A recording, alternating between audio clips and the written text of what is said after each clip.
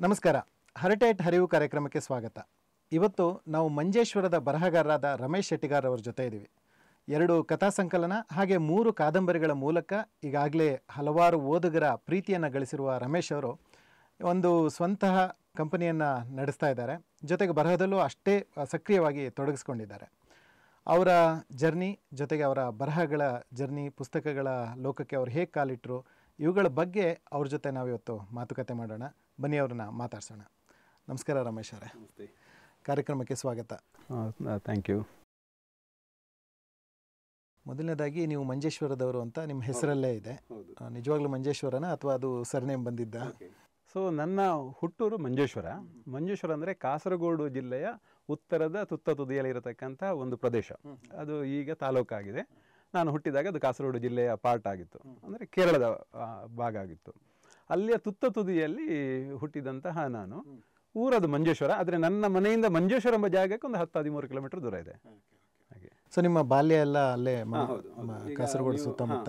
ಈಗ ಕಾಸರಗೋಡು ಅಂದರೆ ಮಂಜೇಶ್ವರ. ಈಗ ನನ್ನ ಮನೆಯಿಂದ ನಾನು ಹುಟ್ಟಿ ಬೆಳೆದಂತಹ ಜಾಗದಲ್ಲಿ ಸುಮಾರು ಒಂದು 20 ವರ್ಷಗಳ ಕಾಲ ನಾನು ಅದೇ ಮನೆಯಲ್ಲಿದ್ದೆ. ಅಲ್ಲಿ ಕರೆಂಟ್ ಏನಿರಲಿಲ್ಲ. ಅದು ಕೇರಳದ ತುತ್ತ ತುದಿ. ನೀವು ಕೇರಳದ ಮ್ಯಾಪ್ ನೋಡಿದರೆ ಅದು ತುತ್ತ ತುದಿಯ ಇದು ಪಾಯಿಂಟ್ ಇರುವಂಥದ್ದು ನನ್ನ ಊರ ಹತ್ರ. ನನ್ನ ಮನೆಯ ಮೇಲ್ಗಡೆ ಒಂದು ಗುಡ್ಡ ಇದೆ. ಅಲ್ಲಿ ಬಂದು ನಿಂತ್ಕೊಂಡು ನೋಡಿದರೆ 3 ಸುತ್ತ ಕರ್ನಾಟಕ, 1 ಸುತ್ತ ನೋಡಿದರೆ ಕೇರಳ. ಸೊ ಅಂತಹ ಜಾಗದಲ್ಲಿ ನಾನು ಹುಟ್ಟಿ ಬೆಳೆದವನು. ಅಂದರೆ ಸಂಪೂರ್ಣವಾಗಿ ಹಳ್ಳಿಯ ಪರಿಸರ ಇತ್ತು. ಆಮೇಲೆ ನಾನು ಕಲಿತದ್ದು ಅಂತ ಶಾಲೆ ಅದು ಕಾಸರಗೋಡು ಜಿಲ್ಲೆಯಲ್ಲಿರುವಂಥದ್ದು, ಕನ್ನಡ ಮೀಡಿಯಮಲ್ಲಿ ಕಲಿತದ್ದು. ಕೇರಳ ರಾಜ್ಯದ ತುತ್ತ ತುದಿಯಲ್ಲಿರತಕ್ಕಂತಹ ಶಾಲೆ ಅಂದರೆ ನಮ್ಮದು. ಅದು ಕೇರಳ ಸರ್ಕಾರದ ಅಥವಾ ಕರ್ನಾಟಕ ಸರ್ಕಾರದ? ಅಂದರೆ ಅದು ಜಿಯೋಗ್ರಫಿಕಲಿ ಭೌಗೋಳಿಕವಾಗಿ ಕೇರಳಕ್ಕೆ ಸೇರಿದ್ದು. ಸೊ ಹಾಗಾಗಿ ಅಲ್ಲಿ ಕೇರಳ, ಆದರೆ ಶಾಲೆಯಲ್ಲಿ ಪಕ್ಕ ಕನ್ನಡ, ಮಲಯಾಳಂ ಇರಲಿಲ್ಲ. ಈಗ ಗೊತ್ತಿಲ್ಲ. ಒಂದು ಗಡಿನಾಡು ಪ್ರದೇಶದಿಂದ ನೀವು ಬಂದಿರುವಂಥದ್ದು. ಸೊ ನಿಮ್ಮ ಕಾಲೇಜು ಮತ್ತೆ ಪ್ರತಿಯೊಂದು ಅಲ್ಲೇ ಆಗಿದೆ, ಅದೇ ಸುತ್ತಮುತ್ತ? ಇಲ್ಲ, ನಾನು 1ರಿಂದ 7ನೇ ಕ್ಲಾಸು ಶ್ರೀ ವಾಣಿ ವಿಜಯ AUP ಸ್ಕೂಲ್ ಅಂತ, 7ರಿಂದ 10ನೇ ಕ್ಲಾಸ್ ತನಕ ಶ್ರೀ ವಾಣಿ ವಿಜಯ ಹೈಸ್ಕೂಲ್ ಅಂತ ಹೇಳ್ಕೊಂಡು, 2 ಕೂಡ ಕೊಡ್ಲಾಮಗರು ಅಂತಂದರೆ ಇದು ಮಂಜೇಶ್ವರದ್ದು ಒಂದು ಗ್ರಾಮದಲ್ಲಿ ಇದು ಮಾಡಿದ್ದು. ಆ ನಂತರ PUC ಅನ್ನು ಕರ್ನಾಟಕದಲ್ಲಿ ಮಾಡಿದ್ದು. PUC ಮುಡಿಪು ಅಂತ ಒಂದು ಇದೆ, ಕುರ್ನಾಡು ಇದು ಜೂನಿಯರ್ ಕಾಲೇಜ್ ಅಂತ ಹೇಳ್ಕೊಂಡು. ನನ್ನ ಮನೆಯಿಂದ ನಾನು ದಿವಸಲು 8 ಕಿಲೋಮೀಟರ್ ನಡ್ಕೊಂಡು ಹೋಗಿ ನಡ್ಕೊಂಡು ಬರ್ತಾ ಇದ್ದೆ. ಒಂದು ರೀತಿಯಲ್ಲಿ ಮಿನಿ ಮ್ಯಾರಥಾನ್ ತರ. ಅಂದ್ರೆ ದಿನಕ್ಕೆ 16 ಕಿಲೋಮೀಟರ್ ಹೋಗಿ ಬರ್ತದೆ. 2 ವರ್ಷ ಹೋಗಿ ಬಂದಿದೆ. ಮಳೆ ಇರಲಿ ಬಿಸಿಲು ಇರಲಿ, ಬೆಳಿಗ್ಗೆ ಹೋಗೋದು ಸಂಜೆ ಬರುವಂತದ್ದು. ಕೇರಳದಿಂದ ಕರ್ನಾಟಕಕ್ಕೆ ಪ್ರಯಾಣ ಮಾಡಿ ಬರ್ತಾ ಇದ್ದೆ, ಸಂಪೂರ್ಣವಾಗಿ ಒಂದು ಅನುಭವಿಸಿಕೊಂಡು ಅಲ್ಲಿಯ ಪ್ರದೇಶವನ್ನು. ಹಾಗೆ ಆಮೇಲೆ ಗ್ರ್ಯಾಜುಯೇಷನ್ ಮಾಡಿದ್ದು ನಾನು ಮಂಗಳೂರಲ್ಲಿ. ಆಗ ಗೌರ್ಮೆಂಟ್ ಕಾಲೇಜ್ ಅಂತ ನಾನು ಹೇಳ್ತಾ ಇದ್ದೆ. ಮಂಗಳೂರು ಇದು ಹೃದಯ ಭಾಗದಲ್ಲಿದೆ. ಈಗ ಅದಕ್ಕೆ ಇದು ಯೂನಿವರ್ಸಿಟಿ ಕಾಲೇಜ್ ಅಂತ ಹೇಳ್ತಾರೆ. ಅಲ್ಲಿ ನಾನು 3 ವರ್ಷ BCom ಮಾಡಿದೆ. ಅಂದರೆ 1987ಇಂದ 90 ತನಕ. ಆಗಲೂ ಹಾಗೆ ನಾನು ಮನೆಯಿಂದ ಅಲ್ಲಿ ಹೋಗಿ ಬರ್ತಾ ಇದ್ದೆ. ಇನ್ಫ್ಯಾಕ್ಟ್ ಯಾರಾದರೂ 2ನೇ ದೇವರು ಕಾದಂಬರಿ ಓದಿದ್ರೆ ಅದರಲ್ಲಿ ಒಂದು ಪಾತ್ರ ಬರುತ್ತೆ, ರಾಕೇಶ್ ಅಂತ ಹೇಳ್ಕೊಂಡು. ಆ ಪಾತ್ರದಲ್ಲಿ ಇರತಕ್ಕಂಥದ್ದು ಹೆಸರು ಮಾತ್ರ ಬೇರೆ, ಆದರೆ ಅನುಭವ ಸೇಮ್. ನಂದೇ ಅನುಭವವನ್ನು ಅದರಲ್ಲಿ ರಾಕೇಶ್ ಪಾತ್ರದ ಮೂಲಕ ಹೇಳಿದ್ದೀನಿ ನಾನು. ಹಾಗೆ.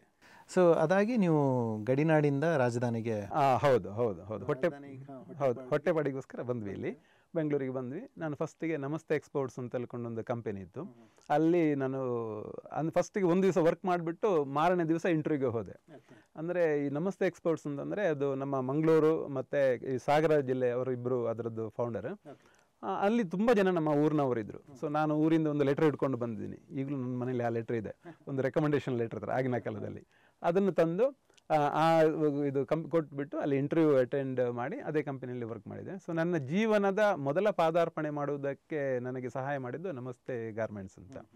ಅಲ್ಲಿಂದ ನನ್ನ ಜೀವನ ಮುಂದೆ ಹೋಗ್ತಾ 30 ವರ್ಷಗಳು HR ಅಲ್ಲಿ ವರ್ಕ್ ಮಾಡಿದ್ದೇನೆ ನಾನು. 30 ವರ್ಷಗಳ ಒಂದು ಅನುಭವ. ಇತ್ತೀಚೆಗೆ ನೀವು ಒಂದು ಸ್ವಂತ ಕಂಪನಿಯನ್ನು ಕೂಡ ಶುರು ಮಾಡಿದ್ದೀರಿ ಅಂತ ಕೇಳಿದ್ರಿ. ಹೆಚ್ಚಾಗಿ ನೀವು HR ಕೆಲಸ ಮಾಡ್ತಾ ಇದ್ದೀರಾ, ಹೆಚ್ಚಿನವರಿಗೆ ಇಂಟರ್ವ್ಯೂ ಮಾಡ್ತಾ ಇರ್ತೀರಾ. ನಾವು ನಿಮಗೆ ಇಂಟರ್ವ್ಯೂ ಮಾಡ್ತಾ ಇದ್ದೀವಿ ಈಗ. Getting interviewed. ನಾವು ಇದರಲ್ಲಿ I get back to you later ಅಂತ ಹೇಳೋದಿಲ್ಲ. ರಿಸಲ್ಟ್ ಇದರಲ್ಲಿ ಪಾಸ್ ಫೈಲ್ ಅಂತ ಇಲ್ಲ, ಇದರಲ್ಲಿ ಇಂಟರ್ವ್ಯೂ ಸೆಲೆಕ್ಟೆಡ್ ನಾಟ್ ಸೆಲೆಕ್ಟೆಡ್ ಇಲ್ಲ. ಸೊ ಹೆಚ್ಚಾಗಿ HR ಅವರಿಗೆ ಇದೊಂದಿದೆ, ಅಂದರೆ HR ಮೇಲೆ ಒಂದು ಕಾಮಿಡಿ ವರ್ಕ್ ಆಗುತ್ತೆ. ಅದೇನು ಅಂದರೆ I get back to you later ಅನ್ನೋ, ಅಂದರೆ ಅದು ಯಾವತ್ತೂ ಬರೋದಿಲ್ಲ ಅವರು. ಸೊ ಹೀಗೆ ಅಂದರೆ ಜರ್ನಿಯಲ್ಲಿ ಇದ್ದವರು ನೀವು ತಕ್ಷಣ ಓದು ಅಥವಾ ಬರಹದ ಮೇಲೆ ಹೇಗೆ ಆಸಕ್ತಿ ಹುಟ್ಟಿತು, ಯಾವಾಗ ಶುರುವಾಯ್ತು ಇದು? ಸೊ ನಾನು ಈಗ ಬರೆಯುವುದು ಕನ್ನಡದಲ್ಲಿ. ಈಗ ಕೆಲವರಿಗೆ ಡೌಟ್ ಇರ್ಬೋದು, ಇವನು ಕೇರಳದಲ್ಲಿ ಹುಟ್ಟಿದ್ದಾನೆ ಅಂದ್ರೆ ಬಹುಶಃ ಮಲಯಾಳಂ ಮತ್ತೆ ಕನ್ನಡ ಇದು ಎರಡರದ್ದು ಇದು ದ್ವಿಭಾಷಾ. ನೀವು ಅಲ್ಲೇ ಕನ್ನಡ ಮೀಡಿಯಂ ಅಲ್ಲಿ ಓದ್ದವರಲ್ಲ, ಸೊ ಆ ಅನುಮಾನ ಇರೋದಿಲ್ಲ. ಕನ್ನಡದಲ್ಲಿ ಮೀಡಿಯಂ ಓದಿದವರು, ಹಾಗಾಗಿ ನಮ್ಗೆ ನಾವು ಪಕ್ಕಾ ಕನ್ನಡಿಗರು, ಅದ್ರಲ್ಲಿ ಎರಡು ಮಾತಿಲ್ಲ. ನನ್ನ ಮಾತೃಭಾಷೆ ತುಳು, ಆದ್ರೆ ಇದು ಜೀವನದಲ್ಲಿ ಮೊದಲ ಅಕ್ಷರ ಅಂತ ಕಲ್ತದ್ದೇ ಆರಾಧನಾ ಮರಸರ ಅಂತ ನಮ್ಮ ಕಾಸರಗೋಡಲ್ಲಿ ಬುಕ್ಕಲ್ಲಿ ಇರುವಂಥದ್ದು. ಸೊ ಅಲ್ಲಿಂದ ಈ ಕನ್ನಡದ ಒಂದು ನಂಟತನ ಹೇಗೆ ಇದಾಯ್ತು ಅಂದ್ರೆ, ಒಂದು ಶಾಲೆಯಲ್ಲಿ ಜೊತೆಗೆ ನಾನು ಚಿಕ್ಕಂದಿರುವಾಗ ಉದಯವಾಣಿ ಪೇಪರ್ ನಮ್ಮ ಅಂಗಡಿಗೆ ಬರ್ತಾ ಇತ್ತು. ನಾವು ಮನೆಗೆ ಪೇಪರ್ ತರಿಸಿ ಓದುವಷ್ಟು ಅನುಕೂಲವಂತರಲ್ಲ. ಆಮೇಲೆ ನನ್ನ ತಂದೆ ತಾಯಿ ಇಬ್ಬರು ಹೆಬ್ಬೆಟ್ಟುಗಳು. ಸೊ ಹಾಗಾಗಿ ನಮ್ಮ ಕುಟುಂಬದಲ್ಲಿ ಪ್ರಥಮ ಬಾರಿಗೆ ಗ್ರಾಜುಯೇಷನ್ ಕಂಪ್ಲೀಟ್ ಮಾಡಿದ್ದು ನಾನೇ. ಅಂದರೆ ನಾವು ಬಡತನ, ಆಮೇಲೆ ಅವಿದ್ಯಾವಂತ ಅಂತ ಹೇಳಲಿಕ್ಕೆ ಸರಿಯಾಗೋದಿಲ್ಲ, ಆದರೆ ವಿದ್ಯೆಯಿಂದ ವಂಚಿತರಾದಂಥ ಕುಟುಂಬದಲ್ಲಿ ಹುಟ್ಟಿ ಬೆಳೆದ, ಶಾಲೆಯಿಂದ ವಂಚಿತರಾದವರು. ನನ್ನ ತಾಯಿ ಸ್ವಲ್ಪ ಕನ್ನಡವನ್ನು ಓದ್ತಾರೆ, ತಂದೆಗೆ ಏನು ಬರ್ತಾ ಇರಲಿಲ್ಲ. ಸೊ ನನಗಾಗಿ ಉದಯವಾಣಿ ಪೇಪರನ್ನು ಓದ್ತಾ ಇದ್ದೆ. ಸಂಜೆ ಶಾಲೆ ಮುಗಿಸ್ಕೊಂಡು ಹೋಗುವಾಗ ಅಲ್ಲಿ ಅಂಗಡಿಯಲ್ಲಿ ಬೆಂಚಲ್ಲಿ ಉದಯವಾಣಿ ಇರ್ತಿತ್ತು, ಅದನ್ನು ನೀವು ಓದ್ತಾ ಇದ್ದೆ. ಅಲ್ಲಿಂದ ಓದುವಂಥ ಒಂದು ಪುಸ್ತಕದ ಜೊತೆಗೆ ಅಲ್ಲಿಂದ ಪ್ರಾರಂಭ ಆಯಿತು ನಮ್ಮದು. ಆಮೇಲೆ ನನ್ನ ತರಂಗ, ಸುಧಾ, ಆಮೇಲೆ ಆಗಿನ ಕಾಲದಲ್ಲಿ ಬಾಲಮಿತ್ರ, ಚಂದಮಾಮ, ಬೊಂಬೆ ಮನೆ, ಇದು ನಾನು ಸುಮಾರು ದಿವಸಕ್ಕೆ ಒಂದೊಂದು ಪುಸ್ತಕವನ್ನು ಓದಿ ಖಾಲಿ ಮಾಡಿದ್ದು ಇದೆ. ನೋಟ್ಬುಕ್ಗಳು ಸೈಡಿಗೆ ಇರುತ್ತೆ, ಇದು ನನ್ನ ಜೊತೆ ಯಾವಾಗಲೂ ಇರುತ್ತೆ. ಹಣ ಕೊಟ್ಟು ಯಾವುದು ತಂದೋದಿಲ್ಲ. ನನ್ನ ದೊಡ್ಡಪ್ಪನ ಮನೆಯಲ್ಲಿ ಅಥವಾ ನನ್ನ ರಿಲೇಷನ್ಸ್ ಮನೆಯಲ್ಲಿ, ಶಾಲೆಯಲ್ಲಿ ಕೆಲವರು ನಮ್ಮ ಫ್ರೆಂಡ್ಸ್ ಎಲ್ಲ ತರ್ತಾ ಇದ್ರು, ಆಮೇಲೆ ಅಂಗಡಿಗಳೆಲ್ಲ ಈ ಥರ ಸಿಗ್ತಿತ್ತಲ್ಲ. ಈ ಥರ ಓದಿ ಆ ಒಂದು ಕನ್ನಡದ ಬಗ್ಗೆ ಒಂದು ಏನು ಹೇಳ್ತಾರೆ, ಆ ಓದುವಿನ ಕಡೆಗೆ ಒಲವು ಹುಟ್ಟಿತ್ತು. ಅದು ಮುಂದೆ ಬರೆಯುವುದಕ್ಕೆ ಅನುಕೂಲ ಆಯಿತು ಒಂದು 6-7 ವರ್ಷಗಳಿಂದ. ಸೊ ಸಣ್ಣಲ್ಲಿದ್ದಾಗ ನೀವು ಈ ರೀತಿಯ ಕಾಮಿಕ್ಸ್ ಅಂತ ಏನು ಹೇಳ್ತೀವಿ, ಬಾಲಮಂಗಳ, ಚಂದಮಾಮ, ಚಂಪಕ, ಈ ರೀತಿದು ಓದಿದ್ರಿಂದ ನಿಮಗೆ ಓದಿನ ಮೇಲೆ ಒಲವು ಹುಟ್ಟು, ಅದು ನಿಮಗೆ ಬರಹಕ್ಕೆ ರೌಟ್ ಮಾಡ್ತು. ಅಂದರೆ ಈ ಸಂದರ್ಭದಲ್ಲಿ ಇದನ್ನು ಕೇಳಬೇಕು ಅನ್ನಿಸ್ತು, ನಿಮ್ಮ ಪುಸ್ತಕಗಳ ಬಗ್ಗೆ ಕೇಳೋದಿಲ್ಲ. ಇತ್ತೀಚೆಗೆ ಈ ರೀತಿಯ ಮಕ್ಕಳ ಮ್ಯಾಗ್ಝಿನ್ಗಳು ಕಡಿಮೆ ಆಗ್ತಾ ಇದೆ ಅಂತ ನನಗನ್ಸುತ್ತೆ. ಸೊ ಅದು ಕಡಿಮೆ ಆಗ್ತಾ ಇರೋದ್ರಿಂದ ಮುಂದಿನ ಬರಹಗಾರರನ್ನ ಕಳ್ಕೊಳ್ತಾ ಇದೀವ ನಾವು ಅಂತ ಅನ್ಸುತ್ತಾ? ಗೊತ್ತಿಲ್ಲ. ಆ್ಯಕ್ಚುಲಿ ನೋಡಿದರೆ ಈಗ ಮಕ್ಕಳಿಗೆ ಅಂತಹ ಪುಸ್ತಕಗಳನ್ನ ಕೈಯಲ್ಲಿ ಓದುವಂಥದ್ದು ನಾನು ಬಹುಶಃ ಈಗಿನ ಜನ್ರೇಷನ್ ನೋಡಲಿಲ್ಲ. ಈಗೇನಿದ್ರು ಮೊಬೈಲಲ್ಲಿ ನೋಡ್ತಾರೆ, ಇಂಗ್ಲೀಷ್ ಜಾಸ್ತಿ ವ್ಯಾಮೋಹ ಇದೆ. ಆದರೆ ನಾವು ಕಲಿಯುತ್ತಿರೋ ಸಂದರ್ಭದಲ್ಲಿ ನನಗೆ ಅತ್ಯಂತ ಇದಾಗಿದ್ದು ಒಂದು ಚಂದಮಾಮ. ಈಗಲೂ ಚಂದಮಾಮ ನೋಡಿದಾಗ ಏನೋ ಒಂದು ಆ ಬಾಲ್ಯದ ಒಂದು ನೆನಪಾಗ್ತದೆ, ಓದಬೇಕು ಅಂತ ಅನಿಸ್ತದೆ. ಆಮೇಲೆ ಬಾಲಮಿತ್ರ, ಬೊಂಬೆ ಮನೆ, ಇದು 3 ಇದ್ದಿತ್ತು. ಆಮೇಲೆ ಬಾಕಿದೆಲ್ಲ ಆ ನಂತರ ಕೆಲವು ಬಂದಿರಬೇಕು ಬಹುಶಃ. ಬಟ್ ನನ್ನ ಪ್ರಕಾರ ಈಗಿನ ಮಕ್ಕಳಿಗೆ ಅಂತಹ ಪುಸ್ತಕಗಳನ್ನು ಓದುವಂತ ಅವಕಾಶದಿಂದ ಅವರೇ ವಂಚಿತರಾಗಿದ್ದಾರೆ. ಪುಸ್ತಕನೂ ಬರ್ತಿಲ್ಲ, ಅವರು ಓದುವುದೂ ಇಲ್ಲ. ಅಂದ್ರೆ ಸಪ್ಲೈ ಕೊಡದೇನೆ ನಾವು ಡಿಮ್ಯಾಂಡ್ ಇಲ್ಲ ಅಂತ ಹೇಳ್ತಾ ಇದ್ವಿ. ಅವ್ರು ಓದ್ತಾ ಇಲ್ಲ, ಪುಸ್ತಕ ಇಲ್ಲ, ಅದಕ್ಕೆ ಓದ್ತಾ ಇಲ್ಲ ಇರ್ಬೋದಲ್ವಾ? ಎರಡೂ ಇರ್ಬೋದು. ಅದೇ ನಾನು ಅಂದ್ರೆ ಇದು ಚರ್ಚೆ, ಡಿಬೇಟ್ ಅನ್ನೋ ರೀತಿಯಲ್ಲ. ಅಂದ್ರೆ ನನ್ನ ಕುತೂಹಲ ಇರೋದು, ಆ ಪುಸ್ತಕಗಳನ್ನು ಮಕ್ಕಳು ಕಣ್ಣೆದುರುಗಡೆ ಹಿಡಿತಿಲ್ಲ, ಹಾಗಾಗಿ ಅವ್ರು ಓದ್ತಾ ಇಲ್ಲ. ನಮಗಾದ್ರೆ ಅದು ಎಲ್ಲೋ ಒಂದು ಬೀಡ ಅಂಗಡಿಯಲ್ಲೋ ಅಥವಾ ಯಾವುದೋ ಪುಸ್ತಕ ಇದ್ರಲ್ಲೋ ಅಥವಾ ಸ್ಟೇಷನರಿ ಅಂಗಡಿಯಲ್ಲೋ ಆ ಪುಸ್ತಕಗಳು ಕಾಣಿಸ್ತಾ ಇತ್ತು. ಹಾಗಾಗಿ ಅದನ್ನ ನಾವು ಕೊಡಿಸಿ ಅಂತ ಹೇಳ್ತಾ ಇದ್ವು. ಅಥವಾ ಎಲ್ಲೋ ಒಂದ್ ಕಡೆ ಒಂದು ಆಸೆ ಹುಡ್ತಾ ಇತ್ತು, ಅದನ್ನ ಓದ್ಬೇಕು, ಕಲರ್ ಚಿತ್ರಗಳಿದೆ ಅಥವಾ ಏನೋ ವಿಚಿತ್ರವಾಗಿದೆ ಅನ್ನೋದು ಆಸೆ ಹುಡ್ತಾ ಇತ್ತು. ಅಂಥದ್ದು ಈಗಿನ ಮಕ್ಕಳಿಗೆ ನಾವು ಕೊಡ್ತಾ ಇದೀವ ಕನ್ನಡದಲ್ಲಿ ಅನ್ನೋದು ಪ್ರಶ್ನೆ ಬಂತು. ಹೌದು. ಆದ್ರೆ ಇದರಲ್ಲಿ ಇನ್ನೊಂದು ನಾವು ಯೋಚಿಸಬೇಕಾದ್ದು, ಈಗ ನಾನು ಬಾಲ್ಯದಲ್ಲಿ ಇರಬೇಕಿದ್ರೆ ನಮ್ಗೆ ಎಂಟರ್ಟೈನ್ಮೆಂಟ್ ಅಂದ್ರೆ ಒಂದು, ನಾವು ಹಳ್ಳಿಯಲ್ಲಿದ್ದವರು ಆಟ ಇದು ಇರುತ್ತೆ, ಫ್ರೆಂಡ್ಸ್ ಜೊತೆಗಿರುತ್ತೆ. ಇನ್ನೊಂದು ನಮಗೆ ಅಲ್ಲಿ ಇರುವಂಥದ್ದು ಬೇರೆ ಯಾವುದೇ ಎಂಟರ್ಟೈನ್ಮೆಂಟ್ ಇರಲಿಲ್ಲ. ಈಗ ಮೊಬೈಲ್ ಇದೆ. ನಾನಿದ್ದಾಗ ನಮ್ಮ ಮನೆಯಲ್ಲಿ ಟಿವಿ ಇರಲಿಲ್ಲ, ರೇಡಿಯೋ ಇರಲಿಲ್ಲ, ಯಾವುದೇ ಎಂಟರ್ಟೈನ್ಮೆಂಟ್ ಇರಲಿಲ್ಲ. ನಮಗೆ ಹೊರ ಪ್ರಪಂಚದ ಕನೆಕ್ಟ್ ಅಂತ ಆಗ್ತಾ ಇದ್ದದ್ದು ಈ ಓದುವುದರ ಮೂಲಕ. ಆದರೆ ಈಗಿನ ಮಕ್ಕಳಿಗೆ ಆಗಲ್ಲ. ಈಗ ಚಿಕ್ಕ 3-4-5 ವರ್ಷದಲ್ಲಿ ಕೈಗೆ ಮೊಬೈಲ್ ಬಂದ ಕಾರಣ ಬಹುಶಃ ಮೊಬೈಲ್ ವ್ಯಾಮೋಹದಿಂದ ಪುಸ್ತಕ ವ್ಯಾಮೋಹವನ್ನು ಕಳೆದುಕೊಳ್ಳುತ್ತಿದ್ದಾರೆ ಎಂಬಂತ ಒಂದು ಅನಿಸಿಕೆ. ಅಥವಾ ಪುಸ್ತಕದಲ್ಲಿ ಅವರಿಗೆ ನಮ್ಗೆ ಏನ್ ಸಿಕ್ತಿತ್ತು, ಅವರಿಗೆ ಈಗ ಮೊಬೈಲ್ ಅದಕ್ಕಿಂತ ಅಡ್ವಾನ್ಸ್ಡ್ ಆಗಿ ಸಿಗ್ತಾ ಇದೆ ಅಂತ ಎಂಬುದಾಗಿ. ಸೊ ರಮೇಶ್ ಅವರೇ, ಈಗ ನೀವು ಅಂದರೆ ನಿಮ್ಮ ಮೊದಲನೇ ಪುಸ್ತಕಕ್ಕೆ ಹೇಗೆ ಅಂದರೆ ಬರಹಗಾರ ಆಗಿದ್ದು ನೇರವಾಗಿ ಪುಸ್ತಕ ಬರೆಯೋಕೆ ಹೇಳಿದ್ರ ಅಥವಾ ಮುಂಚೆ ಸಣ್ಣ ಕಥೆಗಳು, ಪ್ರಬಂಧಗಳು ಆ ರೀತಿ ಬರೆದು? ಸೊ ನಾನು ಬರೀಲಿಕ್ಕೆ ಶುರು ಮಾಡಿದ ಒಂದು 10 ವರ್ಷ, ಬಹುಶಃ 10 ವರ್ಷ ಆಯ್ತೇನೋ. ಮೊದಲ ಕತೆ ಇದು ಮಂಗಳದಲ್ಲಿ ಬಂದಿದ್ದು. ಆದರೆ ಬರೆಯುವುದಕ್ಕೆ ಒಂದು ಮೋಟಿವೇಶನ್ ಅಂತ ಇರುತ್ತಲ್ಲ, ಸೊ ನಾನು ಈ HR ಅಲ್ಲಿ ಇದ್ದಾಗ ತುಂಬಾ ಅದು stressed, highly stressed job. Almost ಈಗ ಎಲ್ಲ ಜಾಬ್ಗಳ ಸ್ಟ್ರೆಸ್ ಇದೆ, ಬಟ್ HR ಅಲ್ಲಿ ಇದ್ದಾಗ ತುಂಬಾ ಇನ್ನೂ ಜಾಸ್ತಿ ಸ್ಟ್ರೆಸ್ ಇತ್ತು. ಆ ಟೈಮಲ್ಲಿ ನಾನು ಈಗ ನಮ್ಮ ಕೆಲವು ಕೊಲೀಗ್ಸ್ ಇದ್ರು, ನಮ್ಮ ಕನ್ನಡಿಗರು ಸ್ನೇಹಿತರೆಲ್ಲ, ಅವ್ರ ಹತ್ರ ನಾನೀಗ ಮಾತಾಡುವಾಗ ಒಂದೇನೋ ಒಂದು ಇನ್ಸಿಡೆಂಟ್ ಅನ್ನು ತುಂಬಾ ತುಂಬಾ ಚೆನ್ನಾಗಿ ಎಕ್ಸ್ಪ್ಲೈನ್ ಮಾಡೋದೆಲ್ಲ ಮಾಡ್ತಾ ಇದ್ದೆ. ಆಗ ನನ್ನ ಕೆಲವು ಫ್ರೆಂಡ್ಸ್ ಹೇಳ್ತಿದ್ರು, ನೀನು ಬರೀ ಬಾಯಲ್ಲಿ ಹೇಳ್ತಿದ್ಯಾ, ಅದನ್ನ ಬರೀಲಿಕ್ಕೆ ಯಾಕೆ ಇದು ಮಾಡಬಾರ್ದು ಅಂತ ಹೇಳ್ತಾ ಇದ್ರು. ಬಟ್ ಯಾವತ್ತು ಬರೀಲಿಕ್ಕೆ ನಾನು ಹಿಡಿದಿಲ್ಲ. ಆದ್ರೆ ಏನಾಯ್ತು ಅಂದ್ರೆ, ನನ್ನ ಒಬ್ಬ ರಿಲೇಷನ್ ಇದ್ದಾನೆ, DBC ಶೇಖರ್ ಅಂತ, ಮಂಗಳೂರಲ್ಲಿದ್ದಾನೆ, LIC ಅಲ್ಲಿ ಜಾಬ್ ಅಲ್ಲಿ ಇದ್ದಾನೆ. ಅವನು ನನ್ನ ಅಕ್ಕನ ಮಗ. ನನಗೆ ಅವನಿಗೆ ಮೊದಲಿನಲ್ಲಿ ಬರೆಯುವಂತ ಹವ್ಯಾಸ ಇತ್ತು.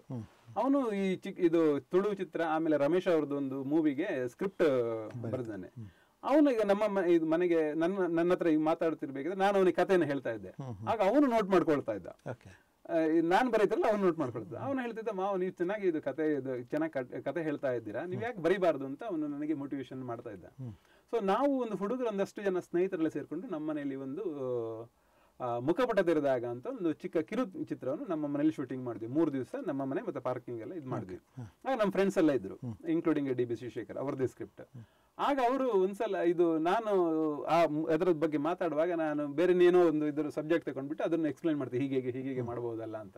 ಆಗ ನನ್ನ ಜೊತೆಗೆ ಈಗ ಡಿಸೈನ್ ಮಾಡಿದ್ರು ವಿಶ್ವನಾಥ್ ಅಂತ ಇದ್ದಾರೆ. ಅವ್ರು ಹೇಳಿದ್ರು, ನೀವ್ ಯಾಕೆ ಬಾಯಲ್ಲಿ ಹೇಳ್ತೀರಾ, ನೀವ್ ಯಾಕೆ ಇದನ್ನು ಬರೀಲಿಕ್ಕೆ ಶುರು ಮಾಡಬಾರ್ದು ಅಂತಂದ್ರು.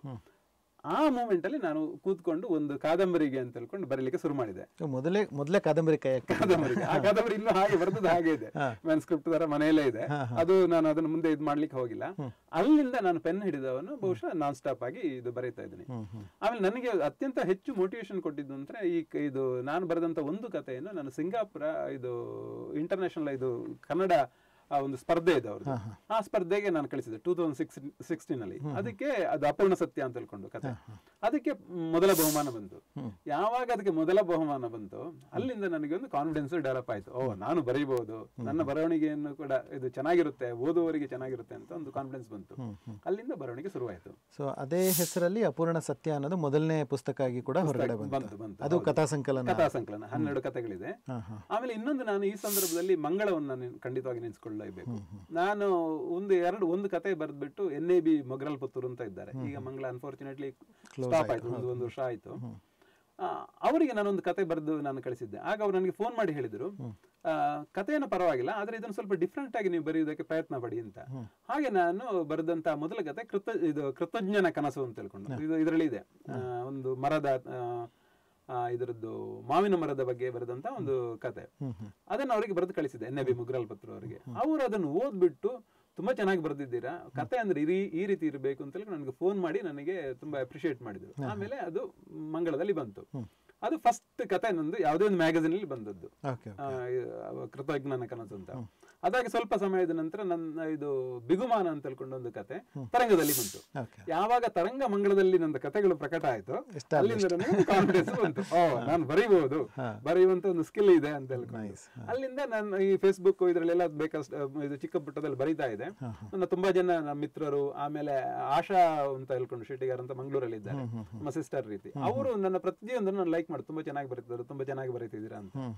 ನನಗೆ ಮೊದಲು ನನಗೆ ವಿಶ್ವಾಸ ಬರ್ತಿರ್ಲಿಲ್ಲ, ಯಾಕಂದ್ರೆ ನಮ್ಮ ಫ್ರೆಂಡ್ಸ್ ಎಲ್ಲ ಚೆನ್ನಾಗಿ ಬರೆಯುದು ಅಂತ ಹೇಳ್ಕೊಂಡು ಯಾವಾಗ್ಲೂ ಹೇಳ್ತಾರೆ ತಿಳ್ಕೊಂಡು. ಆಮೇಲೆ ನಾನು ಈ ಪುಸ್ತಕದಲ್ಲಿ ಬೇರೆ ಬೇರೆ ಕಥೆಗಳೆಲ್ಲ ಬಂತಲ್ಲ, ಬೇರೆ ಬೇರೆ ಜನಗಳು ಅಪ್ರಿಶಿಯೇಟ್ ಮಾಡಿದಾಗ ನನಗೊಂದು ಬರೀಬಹುದು ಅಂತ ಪ್ರಾರಂಭ ಮಾಡಿದೆ, ನಿಲ್ಲಿಸಲಿಲ್ಲ. ಈ ಮೊದಲ ಕಥಾ ಸಂಕಲನ ಅಪೂರ್ಣ ಸತ್ಯ ಬಂದಿದ್ದು ಯಾವ 2016 ಅಲ್ಲಿ? 2016. ಹೌದು. ಅದಾಗಿ ಮುಂದೆ ನೀವು ಕಾದಂಬರಿನ ಬರೀತೀರಾ? ಆನಂತರ ಮದನಿಕೆ ಅಂತ ಹೇಳ್ಕೊಂಡು, ಮದನಿಕೆ ಬರೆಯುವುದಕ್ಕೆ ಆಗ ಹಂಸಲೇಖ ಅವರು ಯಾವುದೋ ಒಂದು ಗ್ರೂಪ್ ಹೋಯ್ತು, ಅದು ಮರ್ತೋಯ್ತು ನನಗೆ. ಆ ಗ್ರೂಪ್ ನಲ್ಲಿ ಕರೆದ್ಬಿಟ್ಟು ಯಾವುದೋ ಒಂದು ಹಿಸ್ಟಾರಿಕಲ್ ಪ್ಲೇಸ್ ಬಗ್ಗೆ ಒಂದು ಕತೆ ಬರೆಯಿರಿ, ಕತೆ ಚೆನ್ನಾಗಿದ್ರೆ ಅದನ್ನ ನಾವು ಮೂವಿಗೆ ಅಥವಾ ಶಾರ್ಟ್ ಮೂವೀಸ್ ಮಾಡೋದಕ್ಕೆ ಅಡಾಪ್ಟ್ ಮಾಡ್ಕೊಳ್ತೀವಿ ಅಂತ ಹೇಳ್ಕೊಂಡು ಒಂದು ಗ್ರೂಪ್ ಅನ್ನು ಕರೆದ್ಬಿಟ್ಟು ಎಕ್ಸ್ಪ್ಲೈನ್ ಮಾಡಿದ್ರು. ನಾನು ಕೂಡ ಹೋಗಿದ್ದೆ. ಅದು ಬಹುಶಃ 3K ಬಳಗದವರು ಇದು ಸ್ಪಾನ್ಸರ್ ಮಾಡಿದ್ದು. ನಾನು ಕೂಡ ಹೋಗಿ, ತುಂಬಾ ಜನ ಬಂದಿದ್ರು. ಆಗ ಅವರೆಲ್ಲ ಹೇಳಿದ್ರು ಕತೆ ಹೇಗೆ ಬರೀಬಹುದು, ಯಾವ ರೀತಿ ಬರೀಬಹುದು ಅಂತ ಹಂಸಲೇಖ ಅವರು ಹೇಳಿದ್ರು. ಆಗ ನಾನೊಂದು ಮದನಿಕೆ ಅಂತ ಒಂದು ಚಿಕ್ಕ ಒಂದು ಕತೆ ಬರೆದೆ, ಬೇಲೂರನ್ನು ಬ್ಯಾಕ್ ಗ್ರೌಂಡ್ ಇಟ್ಕೊಂಡು ಒಂದು ಚಿಕ್ಕ ಕತೆ ಬರೆದೆ. ಆ ಕತೆ ಅಫ್ಕೋರ್ಸ್ ಅದು ಬಹುಶಃ ಪ್ರಾಜೆಕ್ಟ್ ಏನಾಯ್ತು ಗೊತ್ತಿಲ್ಲ, ಕಳಿಸಿದೆ, ಬಟ್ ಅದು ಕನ್ಸಿಡರ್ ಆಗಿಲ್ಲ. ಬಟ್ ಆ ಮದನಿಕೆ ಕತೆ ಇನ್ನೊಂದು 2-3 ಜನ ಓದಿದವರು ತುಂಬಾ ಚೆನ್ನಾಗಿದೆ, ಸಸ್ಪೆನ್ಸ್ ಇದೆ, ಇದನ್ನು ಯಾಕೆ ನೀವು ಇದು ಕಾದಂಬರಿ ಅಂದ್ರೆ ಅದು ಕತೆ ಇಲ್ಲ, ಅದು ನೀಳ್ಗತೆ ಸ್ವಲ್ಪ ಕಿರುಗಾದಂಬರಿ ಹತ್ರ ಇತ್ತು. ಅದನ್ನೇ ನಾನು ಕಿರುಗಾದಂಬರಿಯಾಗಿ ಮಾಡಿದ್ದು. ಮದನಿಕೆ ಬಂತು ಮೊದಲ ಕಾದಂಬರಿ. ಅದೊಂದು ಥ್ರಿಲ್ಲರ್ ಸೆಗ್ಮೆಂಟ್ ಅಲ್ಲಿ ಬರೆದ್ರಿ, ಸ್ವಲ್ಪ ಹಿಸ್ಟಾರಿಕಲ್ ವಿಷಯಗಳನ್ನು ಇಟ್ಕೊಂಡು ಬೇಲೂರು ಬ್ಯಾಕ್ ಡ್ರಾಪ್ ನ ಇದು ಮಾಡಿದ್ದು. ಆಮೇಲೆ ನನಗೆ ಅಲ್ಲಿ ಇನ್ನೊಂದು ಬಿಗ್ಗೆಸ್ಟ್ ಸ್ಯಾಟಿಸ್ಫ್ಯಾಕ್ಷನ್ ಅಂತಂದ್ರೆ, ಆ ಕಥೆಯನ್ನು ನಾನು ಅಷ್ಟೊತ್ತಿಗೆ ನಮ್ಮ ಟೋಟಲ್ ಕನ್ನಡದ ಲಕ್ಷ್ಮೀಕಾಂತ್ ಆಪ್ತರು ಅವ್ರ ಹತ್ರ ಮಾತಾಡ್ಬಿಟ್ಟು ಆ ಕಥೆಯದ್ದು ಕಳಿಸಿದೆ ಅವರಿಗೆ. ನಾನು PDF ಅಲ್ಲಿ ಕಳಿಸಿದೆ. ಆಗ ಅವ್ರು ಹೇಳಿದ್ರು ಇದು ಹಿಸ್ಟಾರಿಕಲ್ ಕಥೆ ಆದ ಕಾರಣ ನಾನು KN ಗಣೇಶಯ್ಯ ಅವರು ಇದ್ದಾರೆ, ನಮ್ಮ ಹಿರಿಯ ಸಾಹಿತಿಗಳು, ಅವರಲ್ಲಿ ಕೇಳಿ ನೋಡ್ತೇನೆ, ಬಹುಶಃ ಅವ್ರಿಗೆ ಇಷ್ಟ ಆದ್ರೆ ಮುನ್ನಡಿ ಬರೀಬಹುದು ಅಂತ ಹೇಳ್ಕೊಂಡು ಕೇಳಿದ್ರು. ಸೊ ಹಾಗೆ ಅವರು KN ಗಣೇಶ್ ಅವರಿಗೆ ಕಳಿಸಿದ್ರು. ಅವರು ಅದನ್ನು ಓದ್ಬಿಟ್ಟು ತುಂಬಾ ಇದು ಚೆನ್ನಾಗಿದೆ, ನಾನು ಇದಕ್ಕೆ ಮುನ್ನಡಿ ಬರೀತೀನಿ ಅಂತ ಹೇಳ್ಕೊಂಡು ಬರೆದು ಕೊಟ್ರು. ಅದು ನನ್ನ ಭಾಗ್ಯ ಅಂತ ಹೇಳ್ಬೇಕು. ನನ್ನ ಪ್ರಥಮ ಇದು ಕಾದಂಬರಿಗೆ ಅಥವಾ ಕಾದಂಬರಿಗೆ KN ಗಣೇಶರಂತ ಹಿರಿಯ ಸಾಹಿತಿಗಳು ಅದಕ್ಕೆ ಮುನ್ನುಡಿ ಬರೆದಿದ್ದು. ಅದರಲ್ಲೂ KN ಗಣೇಶ ಅವರು ಹಿಸ್ಟಾರಿಕಲ್ ಫಿಕ್ಷನ್ ನಲ್ಲಿ ಕನ್ನಡದಲ್ಲಿ ಎತ್ತಿದ ಕೈ. ತುಂಬಾ ತುಂಬಾ ಅದ್ಭುತವಾಗಿ ಬರೀತಾರೆ. ಅವ್ರ ಬಳ್ಳಿಕಾಳ ಬೆಳ್ಳಿ ಇರ್ಬೋದು, ಕಾನನ ಜನಾರ್ದನ ಇರ್ಬೋದು, ಏಳು ರೊಟ್ಟಿಗಳು ಎಷ್ಟೇ ಇರ್ಬೋದು, ಯಾವುದೇ ಓದಿದ್ವಿ ಎಲ್ಲದೂ ಅಷ್ಟು ಅದ್ಭುತವಾಗಿರುತ್ತೆ. ನಿಜವಾಗ್ಲೂ ಮದನಿಕೆ ಹಾಗಾದ್ರೆ ಓದುಗರು ಓದಲೇಬೇಕಾಗಿರುವಂತಹ ಒಂದು ಪುಸ್ತಕ. ಅದಾಗ ಮತ್ತೆ ಎರಡನೇದು ಮೂರನೇದು ಕೂಡ ಕಾದಂಬರಿಯನ್ನೇ ನೀವು ಆಯ್ದುಕೊಂಡ್ರಿ? ಹೌದು. ಆಮೇಲೆ ನಾನು ಬರೆದಿದ್ದು ಹಾಂಟೆಡ್ ಹೊಸ ಮನೆ ಅಂತ. ಹಾಂಟೆಡ್ ಹೊಸ ಮನೆ ಒಂದು ಪ್ಯೂರ್ ಹಾರರ್ ಸಸ್ಪೆನ್ಸ್ ಥ್ರಿಲ್ಲರ್. ಅದು ಕೂಡ ಅದನ್ನು ಏನ್ ಮಾಡಿದೆ ಅಂದ್ರೆ, ನಾನೊಂದು ಚಿಕ್ಕ ಎಪಿಸೋಡ್ ಆಗಿ, ಅಂದ್ರೆ ಫುಲ್ ಬರ್ದಿಲ್ಲ, ಅರ್ಧವನ್ನು ಎಪಿಸೋಡ್ ತರ ಮಾಡ್ಬಿಟ್ಟು ಫೇಸ್ಬುಕ್ ಮತ್ತೆ ಪ್ರತಿಲಿಪಿಯಲ್ಲಿ ನಾನು ಬರೆದೆ. ಅದಕ್ಕೆ ಒಳ್ಳೆ ರಿವ್ಯೂ ಬಂತು. ಅದಕ್ಕೆ ಎಲ್ಲರೂ ತುಂಬಾ ಇಷ್ಟಪಟ್ಟರು. ತುಂಬಾ ಚೆನ್ನಾಗಿದೆ, ಹಾರರ್ ತುಂಬಾ ಚೆನ್ನಾಗಿದೆ ಅಂತ ಹೇಳ್ಕೊಂಡು. ಆಮೇಲೆ ಏನ್ ಮಾಡಿ ಅರ್ಧ ಮಾತ್ರ ಬರೆದಿದ್ದು ನಾನು.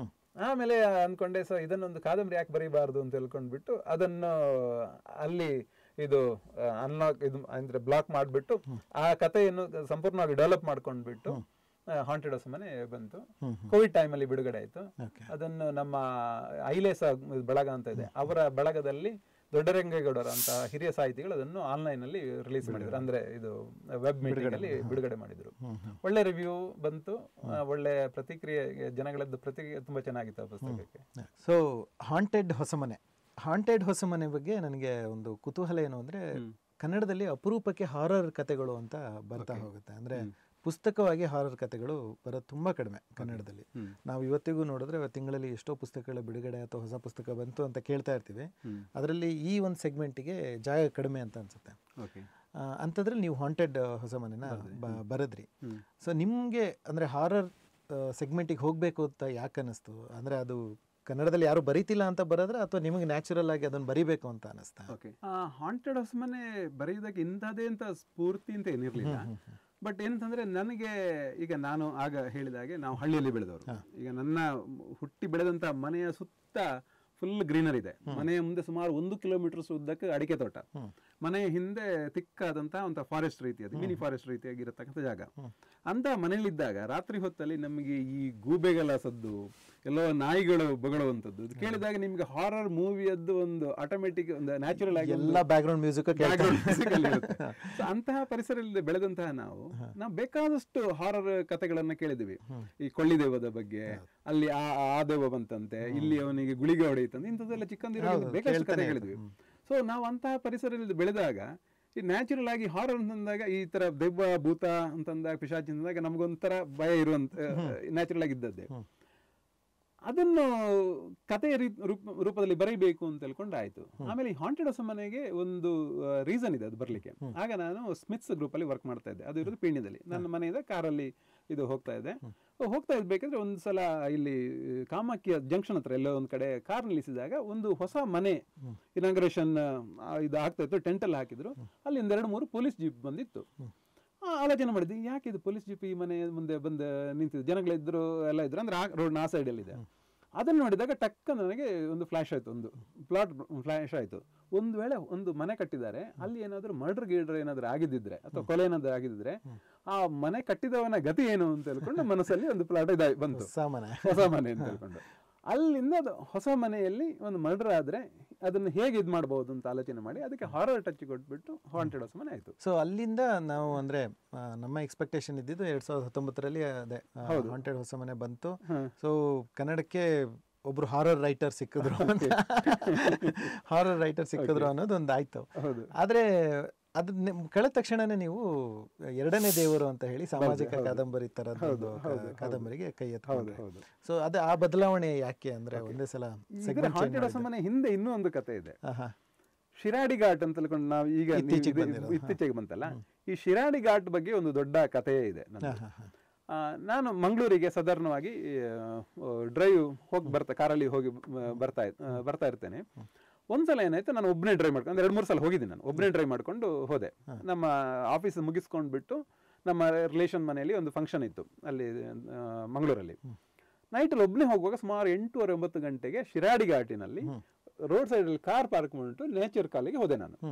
ಅಲ್ಲಿ ಹೋಗಿ ನಿಂತಾಗ ಜಸ್ಟ್ ಇಮ್ಯಾಜಿನ್ ಮಾಡಿದೆ, ಸಪೋಸ್ ಈಗ ಏನಾದರೂ ಒಂದು ದೆವ್ವನ ಮೋಹಿನಿಯ ಬಂದ್ಬಿಟ್ಟು ನನ್ನನ್ನು ತಳ್ಳಿಬಿಟ್ರೆ ಏನಾಗಿರ್ಬೋದು, ಕಥೆ ಏನಾಗ್ಬೋದು, ಕಾರಲ್ಲಿ ಇರುತ್ತೆ, ನಾನು ಇನ್ನೆಲ್ಲ ಇರ್ತೇನೆ, ನಾನು ಅಲ್ಲಿ ಇದನ್ನೆಲ್ಲ ಒಂದು ಯಾರಿಗೆ ಗೊತ್ತಾಗಲ್ಲ ಅಂತ ಯಾವಾಗ ಮೈಂಡಲ್ಲಿ ಆ ಒಂದು ಥಾಟ್ ಬಂತ, ಅಲ್ಲಿ ನದಿ ಕೂಡ ಹರಿತಿತ್ತು, ನೇತ್ರಾವತಿ ಅಲ್ಲ, ಅದು ನೇತ್ರಾವತಿಯ ಉಪ ನದಿ ಹರಿತಾ ಇತ್ತು. ಆ ಪರಿಸರ ಇದು ನನ್ನ ಮೈಂಡಲ್ಲಿ ರಿಜಿಸ್ಟರ್ ಮಾಡ್ಕೊಂಡೆ. ನಾನು ಇನ್ನೊಂದು 2 hours ಹೋಗುವಾಗ ನನ್ನ ಮೈಂಡಲ್ಲಿ ಶಿರಾಡಿ ಘಾಟಿ ಕತೆ ಬಂದಾಗಿತ್ತು. ನನ್ನ ಮೋಹಿನಿ ಬಂದದ್ದು, ನನ್ನ ತಳ್ಳಿಕೆ ನೋಡಿದ್ದು, ಲಾರಿಯೋ ಬಂದಿದ್ದು, ಅವತಡದದ್ದು ಅಂತ ಇದೆಲ್ಲ ಆಗ್ಬಿಟ್ಟು ಬಂದ್ಬಿಟ್ಟು ನಾನು ತಕ್ಷಣ ಅದನ್ನು ಬರೆದೆ. ಶಿರಾಡಿ ಘಾಟ್ ಅಲ್ಲಿ ಇದು ದೆವ್ವ ಇದೆ ಅಂತ ಹೇಳ್ಕೊಂಡು ಒಂದು ಕತೆ ಬರೆದೆ. ಕತೆ ಬರೆದು ಆಗ ಯುಗ ಪುರುಷದಲ್ಲಿ ನನ್ನ ಕತೆಗಳೆಲ್ಲ ಬರ್ತಾ ಇತ್ತು. ಯುಗ ಪುರುಷಕ್ಕೆ ನಾನು ಕತೆ ಕಳಿಸಿದೆ. ಆಮೇಲೆ ಲಿಂಕ್ ಇದರಲ್ಲಿ ಕೂಡ ಹಾಕಿದೆ, ಪ್ರತಿಲಿಪಿಯಲ್ಲಿ ಹಾಕಿದೆ. ಪ್ರತಿಲಿಪಿಯಲ್ಲಿ 48,000 ಏನು ಅದನ್ನು ಓದಿದ್ದಾರೆ. ಅದು ಬಹುಶಃ ಹೈಯೆಸ್ಟ್, ಒಂದು ಸಿಂಗಲ್ ಕಥೆಯನ್ನು ಹೈಯೆಸ್ಟ್ ಓದಿದ್ದು ಅಂದ್ರೆ ನಮ್ದು ಟೋಟಲ್ ಓದಿದ್ದು 3 ಲಕ್ಷದೊಳಗಿದೆ. ಒಂದೇ ಕಥೆಯನ್ನು 48,000 ಜನ ಓದಿದ್ದಾರೆ ಶಿರಾಡಿ ಘಾಟ್. ನಾನು ತುಂಬಾ ಜನ ಅದನ್ನ ಅಪ್ರಿಶಿಯೇಟ್ ಮಾಡಿದ್ದಾರೆ. ಫೇಸ್ಬುಕ್ ಅಲ್ಲಿ ಕೂಡ ನಾನು ಹಾಕಿದೆ, ತುಂಬಾ ಜನ ಅಪ್ರಿಶಿಯೇಟ್ ಮಾಡಿದ್ರು. ಎಲ್ಲರೂ ಹೇಳಿದ್ರು ಎಷ್ಟು ಚೆನ್ನಾಗಿ ಬರ್ದಿದ್ರು, ಅದು ರಿಯಲ್ ಎಕ್ಸ್ಪೀರಿಯನ್ಸ್ ಅಂತ ಹೇಳ್ಕೊಂಡು. ಯಾವಾಗ ಶಿರಾಡಿ ಘಾಟ್ ಆತರ ಆಯ್ತಾ, ಆ ಕತೆ ನಮ್ಮೊಬ್ರು ಫ್ರೆಂಡ್ ಒಬ್ರು ಇದ್ದಾರೆ, ಉಪ್ಪುಂದ ನಾಗೇಂದ್ರ ಅಂತ ಏನೋ ಅವರ ಹೆಸರು, ಅವರು ಪತ್ರಕರ್ತರ ಇದ್ರು. ಅವ್ರದ್ದು ಒಂದು ಕವರ್ ಪೇಜ್ ಅಂತ ಹೇಳ್ಕೊಂಡು ಒಂದು ಮ್ಯಾಗಝಿನ್ ಇದೆ, ಆನ್ಲೈನ್ ಮ್ಯಾಗಝಿನ್. ಅವ್ರು ಒಂದ್ಸಲ ಫೋನ್ ಮಾಡಿಬಿಟ್ಟು ನಿಮ್ಮ ಈ ಕತೆ ತುಂಬಾ ಚೆನ್ನಾಗಿದೆ, ನಾನು ನನ್ನ ಇದರಲ್ಲಿ ಹಾಕ್ಬೋದಾ ಅಂತ ಹೇಳ್ಕೊಂಡು ಹೇಳಿದ್ರು. ಹಾಕಿ ಅಂತಂದೆ. ಅವ್ರು ಅದನ್ನು ಹಾಕಿದ್ರು. ಹಾಕುವಾಗ ಒಂದು ಅದರಲ್ಲಿ ಮೇಲ್ಗಡೆ ಹಾಕಿದ್ರು, ಇದು ನೈಜವಾಗಿ ನಡೆದಂತಹ ಘಟನೆಯನ್ನು ರಮೇಶ್ ಅವರು ವಿವರಿಸಿದ್ದಾರೆ ಅಂತ ಹಾಕೊಂಡ್ಬಿಟ್ಟು ಕೆಳಗಡೆ ಇದು ಕಥೆಗಾರ ನನ್ನ ಮೊಬೈಲ್ ನಂಬರ್ ಕೊಟ್ಟಿದ್ದಾರೆ. ಅಂದ್ರೆ ನೈಜ ಘಟನೆಯಂತೆ ವಿವರಿಸಿದ್ದಾರೆ ಆ ರೀತಿಯಲ್ಲಿ ವಿವರಿಸಿದ್ದಾರೆ ಅಂತ ಮೇಲೆ ಇದು ಟಿಪ್ಪಣಿ ಕೊಟ್ಟು ಇದು ವಾಟ್ಸಪ್ ಅಲ್ಲಿ ಹಾಕಿದ್ದಾರೆ. ಅದು ಹಾಕಿದ ನೆಕ್ಸ್ಟ್ ಡೇ, ಅದು ಯಾವಾಗ ಇದು ನೈಟ್ ಅಲ್ಲಿ ಏನು ಹಾಕಿರ್ತಾರೆ, ನೆಕ್ಸ್ಟ್ ಡೇ ಬೆಳಿಗ್ಗೆಯಿಂದ ನನಗೆ ಒಂದೇ ದಿವಸಕ್ಕೆ ಸುಮಾರು 100-200 ಕಾಲ್ಗಳು ಬಂದಿದೆ. ಮೊಬೈಲ್ ನಂಬರ್ ಇತ್ತು ನನ್ನದು. ಕಾಲ್ ಬಂತು. ಕೆಲವರು ಅದನ್ನ ಅಪ್ರಿಶಿಯೇಟ್ ಮಾಡಿದ್ರು, ಕೆಲವರು ನನ್ನ ಬೈದ್ರು, ಕೆಲವರು ಶಿರಾಡಿ ಘಾಟ್ ಅಲ್ಲಿಗೆ ಹೋಗ್ಬಿಟ್ಟು ನಾನು ಇಲ್ಲಿದ್ದೀನಿ ಈಗ ಹೋಗುದಾ ಬೇಡವಾ ಅಂತ ನಂತರ ಕೇಳಿದ್ರು. ಹೀಗೆ ಇದು ವೆರೈಟೀಸ್ ಆಫ್ ಎಕ್ಸ್ಪೀರಿಯನ್ಸ್ ಆಗಿತ್ತು. ಬೈದಿದ್ದೆ ಯಾಕೆ? ಬೈದಿದ್ರು. ಒಬ್ರು ಫೋನ್ ಮಾಡಿದ್ ನನಗೆ, ಅಲ್ರಿ ನೀವು ಶಿರಾಡಿ ಘಾಟ್ ಅಲ್ಲಿ ಅದೇ ದೆವ್ವ ಇಟ್ಟಿದ್ರಿ, ಈಗಿನ ವೈಜ್ಞಾನಿಕ ಕಾಲದಲ್ಲಿ ದೆವ್ವ ಎಲ್ಲ ಎಲ್ಲಿ ಬರುತ್ತೆ, ನೀವು ಜನಗಳನ್ನು ಈ ತರ ಮೋಸ ಮಾಡ್ಲಿಕ್ಕೆ ಈ ತರ ಬರ್ದಿರಿ ನೀವು ಅಂತ ಹೇಳ್ಕೊಂಡು ಹೆದರ್ಸ್ಬಿಟ್ಟು ಕೇಸ್ ಹಾಕ್ತೀನಿ ಅಂತ ಹೇಳ್ಕೊಂಡು ಇದ್ ಮಾಡಿದ್ದಾರೆ. ನೀವು ಕ್ಷಮೆ ಕೇಳ್ಬೇಕು ಅಂತ ಹೇಳ್ಕೊಂಡು. ಯಾರಲ್ಲಿ ಕ್ಷಮೆ ಕೇಳೋದು, ಅದು ವಾಟ್ಸಪ್ ಅಲ್ಲಿ ಇದು ಹೋಗಿದೆ. ಆಮೇಲೆ ಕ್ಷಮೆ ಕೇಳಲಿಕ್ಕೆ ನಾನು ಬರ್ದದ್ದು ಕತೆ, ಅದು ಕತೆ ಬರೆದು ಅಂತ ಹೇಳ್ಕೊಂಡು ಕೊಟ್ಟಿದ್ದಾರೆ ಕೆಳಗಡೆ. ಆಮೇಲೆ ಅದು ಆಲ್ರೆಡಿ ಬಂದಿದೆ, 1 ವರ್ಷ ಮೊದಲೇ ಬಂದಿತ್ತು ಅದು ಕತೆ, ಇದ್ರಲ್ಲೆಲ್ಲ ಬಂದಿತ್ತು. ನಾನು ಯಾಕೆ ಕ್ಷಮೆ ಕೇಳ್ಬೇಕು ಅಂತ. ಆಮೇಲೆ ನೈಟ್ ಅಲ್ಲಿ ಮತ್ತೆ ತಿರುಗಿ ಫೋನ್ ಮಾಡ್ಬಿಟ್ಟು, ನನ್ನ ತುಂಬಾ ಜನ ಕೇಳ್ತಾ ಇದ್ದಾರೆ, ನಾನು ನಿಮ್ಮ ಮೇಲೆ ಕೇಸ್ ಹಾಕ್ತೀನಿ ಅಂತ ಹೇಳಿದ್ರು. ಆಮೇಲೆ ಬಾರ್ಡರ್ ಇಂದ ಒಬ್ರು ಫೋನ್ ಮಾಡಿ ನನಗೆ ಹೇಳಿದ್ರು, ಜಮ್ಮು ಕಾಶ್ಮೀರ ಅಲ್ಲೇ ಇದ್ದವರು ಇದು ಮಾಡ್ಬಿಟ್ಟು, ಈಗ ನೀವು ನಮ್ಮ ಊರಿನಲ್ಲಿ ಈ ತರ ದೆವ್ವ ಇದೆಲ್ಲ ಮಾಡ್ತಾ ಇರ್ತೀರಿ, ನಾವು ಇಲ್ಲಿ ಎಲ್ಲೋ ಬಂದ್ಬಿಟ್ಟು ಇಂತ ಡ್ಯೂಟಿ ಅಲ್ಲೇ ಮಾಡ್ತಾ ಇರ್ತೀವಲ್ಲ, ಹಾಗಾದ್ರೆ ನಮ್ಗೆಲ್ಲ ಭಯ ಇಲ್ವಾ, ನೀವು ಯಾಕೆ ಜನಗಳನ್ನ ಹೆದರ್ಸ್ತಾ ಇರ್ತೀರಾ, ನೀವು ಬೇರೆ ಇನ್ನೇನೋ ಬರೀಬಹುದಲ್ಲ ಅಂತ ಹೇಳ್ಕೊಂಡು ಹೇಳಿದ್ರು. ನಾನದೇ, ನೀವು ನನಗೆ ಅಲ್ಲಿಂದ ಇಲ್ಲಿಗೆ ಫೋನ್ ಮಾಡಿದ್ದ ಉದ್ದೇಶವೇ ಶಿರಾಡಿ ಘಾಟ್ ಈ ತರ. ಆಮೇಲೆ ಇದು ಈ ಕಡೆ ಸಿಂಗಾಪುರದಿಂದ ಒಂದಷ್ಟು ಜನ ಫೋನ್ ಮಾಡಿದ್ರು, ಆಸ್ಟ್ರೇಲಿಯಾದ ಬಂದಿತ್ತು, ಗಲ್ಫ್ ಇಂದ ಎಷ್ಟೋ ಜನ ಫೋನ್ ಮಾಡಿದ್ರು. ವಾಟ್ಸ್ಆಪ್ ನಂಬರ್ ಅಲ್ವಾ, ಫೋನ್ ಇದು ತುಂಬಾ ಜನ ಕಾಲ್ ಮಾಡಿದ್ರು. ನನಗೆ ಸುಮಾರು 1 ತಿಂಗಳಲ್ಲಿ ಸಾವಿರಾರು ಕಾಲ್ಗಳು ಬಂದಿದೆ. ಶಿರಾಡಿ ಘಾಟ್ ನಿಮ್ಮನ್ನೇ ಹಾಂಟ್ ಮಾಡಿದೆ, ನನ್ನನ್ನೇ ಹಾಂಟ್ ಮಾಡಿದೆ. ನಾನು ಬರೆದಂತ ಶಿರಾಡಿಗೆ ನನ್ನ ಹಾಂಟ್ ಮಾಡಿದ್ದೆ. ಆ ಕತೆ ತಿರುಗಿ ನನಗೆ ಬಂತು. ಒಂದು 5-6 ಗ್ರೂಪ್ ಅಲ್ಲಿ ನನಗೆ ತಿರುಗಿ ಬಂದಿತ್ತು. ಕೆಲವರು ಹೆಸರು ತೆಗೆದ್ಬಿಟ್ಟು ಅದನ್ನು ಕಳಿಸಿದ್ರು. ಆಮೇಲೆ ಅದೊಂದು 5-6 ತಿಂಗಳ ಹಿಂದೆ ಕೂಡ ಒಂದ್ಸಲ ಬಂದಿತ್ತು ಶಿರಾಡಿ ಘಾಟ್ ಅಂತ. ಈಗ ಹೆಚ್ಚಿನವರು ನನ್ನನ್ನು ನೋಡಿದಾಗ ಗೊತ್ತಿದ್ದವರು ಇವರು ಶಿರಾಡಿ ಘಾಟ್ ರಮೇಶ್ ಅಂತಲೇ ಕರೀತಾರೆ. ಆಮೇಲೆ ಹಾಂಟೆಡ್ ಹೊಸ ಮನೆ ಬಂತು. ಶಿರಾಡಿ ಘಾಟ್ ಇದು ಪಾಪ್ಯುಲರ್ ಆದಾಗ ನನಗಂತೂ ಹಾರರ್ ಕಥೆಗಳಿಗೆ ಜನಗಳು ಲೈಕ್ ಮಾಡ್ತಾರೆ ತಿಳ್ಕೊಂಡು. ಈಗ ನೋಡ್ಬೋದು, ಕನ್ನಡದಲ್ಲಿ ಒನ್ ಆಫ್ ದಿ ಟಾಪ್ ಇದು ಗ್ರಾಸಿಂಗ್ ಮೂವಿ ಬಂದಿದ್ದು ಆಪ್ತ ಮಿತ್ರ, ನಮ್ಮ ಇದು ವಿಷ್ಣುವರ್ಧನ್ ಅವರದ್ದು ಮೂವಿ. ಅದು ಆಕ್ಚುಲಿ ಇದು ಹಾರರ್ ಇದು ಮೂವಿ. ಆದ್ರೆ ಕಥೆಯಲ್ಲಿ ಬರೀ ನೀವು ಪ್ರಶ್ನೆ ಕೇಳಿದ್ದು ಹಾರರ್ ಕಥೆಗಳು ಅಂತ ಹೇಳ್ತಾರಲ್ಲ, ಬಹುಶಃ ನನ್ನ ಪ್ರಕಾರ ಲೇಖಕರಿಗೆ ಹಾರರ್ ಕಥೆ ಬರೆಯುವವರಿಗೆ ಒಂದು ಸ್ವಲ್ಪ ಮುಜುಗರ ಇರುತ್ತೆ. ಇದೊಂದು ಸಾಹಿತ್ಯಕ್ಕೆ ಸೇರಿದಂತಹ ಒಂದು ಗ್ರೂಪ್ ಅಲ್ವಾ ಅಂತ ಎಂಬಂತ ಒಂದು ಮುಜುಗರ ಬಹುಶಃ ಎಲ್ಲೋ ಇದೆ. ಹಾಗಾಗಿ ಕೆಲವರು ಹಾರರ್ ಕತೆ ಬರೆಯೋದಿದ್ರು ಬರೆಯಲ್ಲ. ಹಾರರ್ ಅಥವಾ ಥ್ರಿಲ್ಲರ್ ಬರೆದ್ರೆ ನನ್ನನ್ನ ಸಾಹಿತಿ ಅಂತ ಗುರುತಿಸ್ತಾರೋ ಅನ್ನೋ ಒಂದು ತರ ಅನುಮಾನದಿಂದ ಅದನ್ನ ಬರೆಯೋದಕ್ಕೆ ಹೋಗಲ್ಲ ಅನ್ಸುತ್ತೆ. ಆದ್ರೆ ಇವತ್ತಿಗೂ ನಾವು ನೋಡಿದ ಹಾಗೆ ಅಂದ್ರೆ ನಾವು ಅಂಗಡಿಯಲ್ಲಿ ಮಾರಾಟ ಅಥವಾ ಆನ್ಲೈನಲ್ಲಿ ಮಾರಾಟ ಆಗ್ತಾ ಇರೋದನ್ನ ನೋಡಿದ್ರೆ ಅತಿ ಹೆಚ್ಚು ಮಾರಾಟ ಆಗೋ ಪುಸ್ತಕಗಳು ಥ್ರಿಲ್ಲರ್ ಮತ್ತೆ ಹಾರರ್ ಸೆಗ್ಮೆಂಟಿನ ಪುಸ್ತಕಗಳಾಗಿರುತ್ತೆ. ಅದೊಂದು ರೀತಿ ಓದುಗರಿಗೆ ವೆಲ್ಕಮ್ ಕಿಟ್ ಥರ. ಅಂದರೆ ಸಾಹಿತ್ಯ ಲೋಕಕ್ಕೆ ಕಾಲಿಡೋದಕ್ಕೋಸ್ಕರ ಯಾರಾದರೂ ಓದುಗರು ಇರ್ತಾರಲ್ವಾ, ನಾನು ಓದಬೇಕು, ನನಗೇನೋ ಸ್ವಲ್ಪ ಇಂಟೈಸ್ ಆಗುವಂಥ ವಿಷಯಗಳು ಬೇಕು ಅಂತ ಓದೋದಕ್ಕೆ ಇರುತ್ತಲ್ಲ, ಅದಕ್ಕೊಂದು ವೆಲ್ಕಮ್ ಕಿಟ್ ಥರ ಈ ಹಾರರ್ ಮತ್ತು ಥ್ರಿಲ್ಲರ್ ವರ್ಕ್ ಆಗುತ್ತೆ. ಸೊ ಯಾರೋ ಒಬ್ಬ ನಾನು ಥ್ರಿಲ್ಲರ್ ಸಬ್ಜೆಕ್ಟನೋ ಹಾರರ್ ಸಬ್ಜೆಕ್ಟನೋ ಓದೋದಕ್ಕೆ ಇಳಿದೋನು ಕೊನೆಗೆ ಅವನು ಓದ್ತಾ ಹೋಗಿ ತುಂಬ ಆಳವಾದ ಸಾಹಿತ್ಯಕ್ಕೆ ಹೋಗೋ ಸಾಧ್ಯತೆಗಳು ತುಂಬ ಇದೆ. ತುಂಬ ಜನ ಕೇಳಿದ್ದೀವಿ. ನಾವೇ ಇಲ್ಲಿ ಅಂಗಡಿಗೆ ಬರೋರು ಅಥವಾ ಆನ್ಲೈನಲ್ಲಿ ತಗೊಳ್ಳೋರು ಫಸ್ಟು ಹಾರರ್ ಸೆಗ್ಮೆಂಟ್ ಬುಕ್ ಮಾಡಿಬಿಟ್ಟಿರ್ತಾರೆ ಅಥವಾ ಥ್ರಿಲ್ಲರ್ ತೊಗೊಂಡಿರ್ತಾರೆ. ನೆಕ್ಸ್ಟ್ ಕೇಳ್ತಾರೆ, ಸರ್ ಸ್ವಲ್ಪ ಇನ್ನೂ ಡೀಪರ್ ಆಗಿ ಯಾರನ್ನು ಓದ್ಬೋದು, ಯಾರು ಎಂಟ್ರಿ ಲೆವೆಲ್ ಯಾವ ಸಾಹಿತಿನ ಓದ್ಕೊಂಡ್ರೆ ಚೆನ್ನಾಗಿರುತ್ತೆ, ಮತ್ತು ಅವ್ರ ಇಂಟ್ರೆಸ್ಟ್ ಮೇಲೆ ನಾವು ಸಜೆಸ್ಟ್ ಮಾಡ್ತಾ ಇರ್ತೀವಿ. ನಿಮ್ಗೆ ಇನ್ನೂ ಸ್ವಲ್ಪ ಥ್ರಿಲ್ಲರ್ ಸೆಗ್ಮೆಂಟಲ್ಲೇ ಹಿಸ್ಟಾರಿಕಲ್ ಫಿಕ್ಷನ್ ಇಂಥದ್ದು ಬೇಕು ಅಂದರೆ ಗಣೇಶ ಅವ್ರದ್ದೆಲ್ಲ ಓದಿ, ಅಥವಾ ಈ ಚೆನ್ನಭೈರಾದೇವಿ ಥರದ್ದು ಆ ರೀತಿ ಪುಸ್ತಕಗಳನ್ನು ಓದಿ. ಇನ್ನು ಮುಂದೆ ಮುಂದೆ ಹೋಗ್ತಾ ಕುವೆಂಪು ಅಥವಾ ಇದು ಭೈರಪ್ಪ ಅವರೆಗೂ ಬಂದ್ಬಿಡ್ತಾರೆ. ಸೊ ಹಾಗೆ ಅಂದ್ರೆ ಒಂದು ವೆಲ್ಕಮ್ ಕಿಟ್ ತರ ಈ ಸೆಗ್ಮೆಂಟ್ ನಿಜವಾಗ್ಲೂ ವರ್ಕ್ ಮಾಡ್ತಾರೆ. ಮತ್ ಅಲ್ಲೂ ಕ್ರಿಯೇಟಿವಿಟಿ ಇದೆಯಲ್ವಾ, ಒಂದು ಹಾರರ್ ಸಬ್ಜೆಕ್ಟ್ ಅನ್ನ ಬರೆದು ಅದಕ್ಕೆ ಬೇಕಾಗಿರೋದನ್ನೆಲ್ಲ ಪೋಣಿಸಿ ಒಂದು ಕತೆನ ಕೊಡೋದು ಕೂಡ, ಕತೆ ಯಾವುದೇ ಆಗಿರ್ಬೋದು ಅದನ್ನ ಹೆಣೆಯೋದು ಕ್ರಿಯೇಟಿವಿಟಿನೇ.